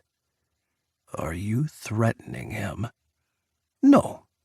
Colonel Song pulled out a pair of sunglasses and slipped them on. "I look forward to working with you. When you work for the CIA." A chill settled in Ethan's stomach as he watched Colonel Song walk away. They helped each other dress in their tuxes for the correspondence dinner. Jack batted Ethan's hands away and tied his bow tie for him, and Ethan distracted Jack with the hand down his pants as Jack struggled to tie his own. Then they were late to the limo, running down the stairs and trying to smother their laughter in front of Welby and Daniels. Ethan still flushed every time he saw Welby. The dinner was fun, the comedian hilarious, but it was the dancing after that was the best part. A live band traded off with a DJ, playing popular covers from the last 5 decades. Jack and Ethan danced to every song, starting with the loose swing step before drawing close in a slow song. "Dance stupid with me," Jack said, grinning ear to ear. "It's my thing." "What, like this?" Ethan busted out a ridiculous disco fever dance move that turned into moonwalking, and Jack tried a one-legged hopping move that had gone out of style the moment it was first tried. They fake tangoed together and then laughed themselves silly doing the worst dance moves of the late 90s. Finally, a slow song saved the rest of the dancers from their antics. Ethan chuckled, holding Jack close. "I have to turn in my gay card after that." "Aw." Jack pushed out his bottom lip. "But I just got mine." Ethan kissed him, full on the lips, and the cameras flashed. And he didn't care at all. When the last song played, they were the only ones still on the dance floor, cheek to cheek, fingers entwined, and eyes closed. They held hands the whole way back in the limo, and then up the stairs to the residence. Ethan finally told Jack about Irwin's offer as they stripped and readied for bed. He leaned against the bathroom counter, arms crossed, his hip against the sink as Jack watched him in the mirror while he brushed his teeth. "I support you," Jack said after rinsing. "Anything you want, Ethan, I will always support you." "I need to think about it." Then he told him about Colonel Song. Jack knew the truth of their time in Saudi Arabia. He'd called Prince Faisal personally to thank him for his aid to Ethan, Scott, and Cooper's team. But They couldn't publicize what had happened, not that part at least. Jack flopped onto the bed face first, spread-eagled and taking up the entire surface. He groaned into the down pillows. "It's a weird world," Jack finally said, flopping like a fish onto his back as Ethan rolled against his side. He kissed Ethan's palm and rested his hand over his heart. "Colonel Song's message means something, but we won't know unless we engage with him. So, yes to Irwin and the CIA, and figuring out what the Colonel means." Jack rolled onto his side, propping himself up on one elbow with his head in his hand. "Well, I'm with you all the way, Ethan. What do you say?" This concludes Enemies of the State by Tal Bauer. Narrated by John Solo. Copyright 2016-2019 by Tal Bauer. This unabridged audiobook is published by arrangement with Tal Bauer and was produced in the year 2020 by Tantor Media Incorporated, a division of Recorded Books, which holds the copyright thereto. Please visit tantor.com for more information on our growing library of unabridged audiobooks. Audible hopes you have enjoyed this program.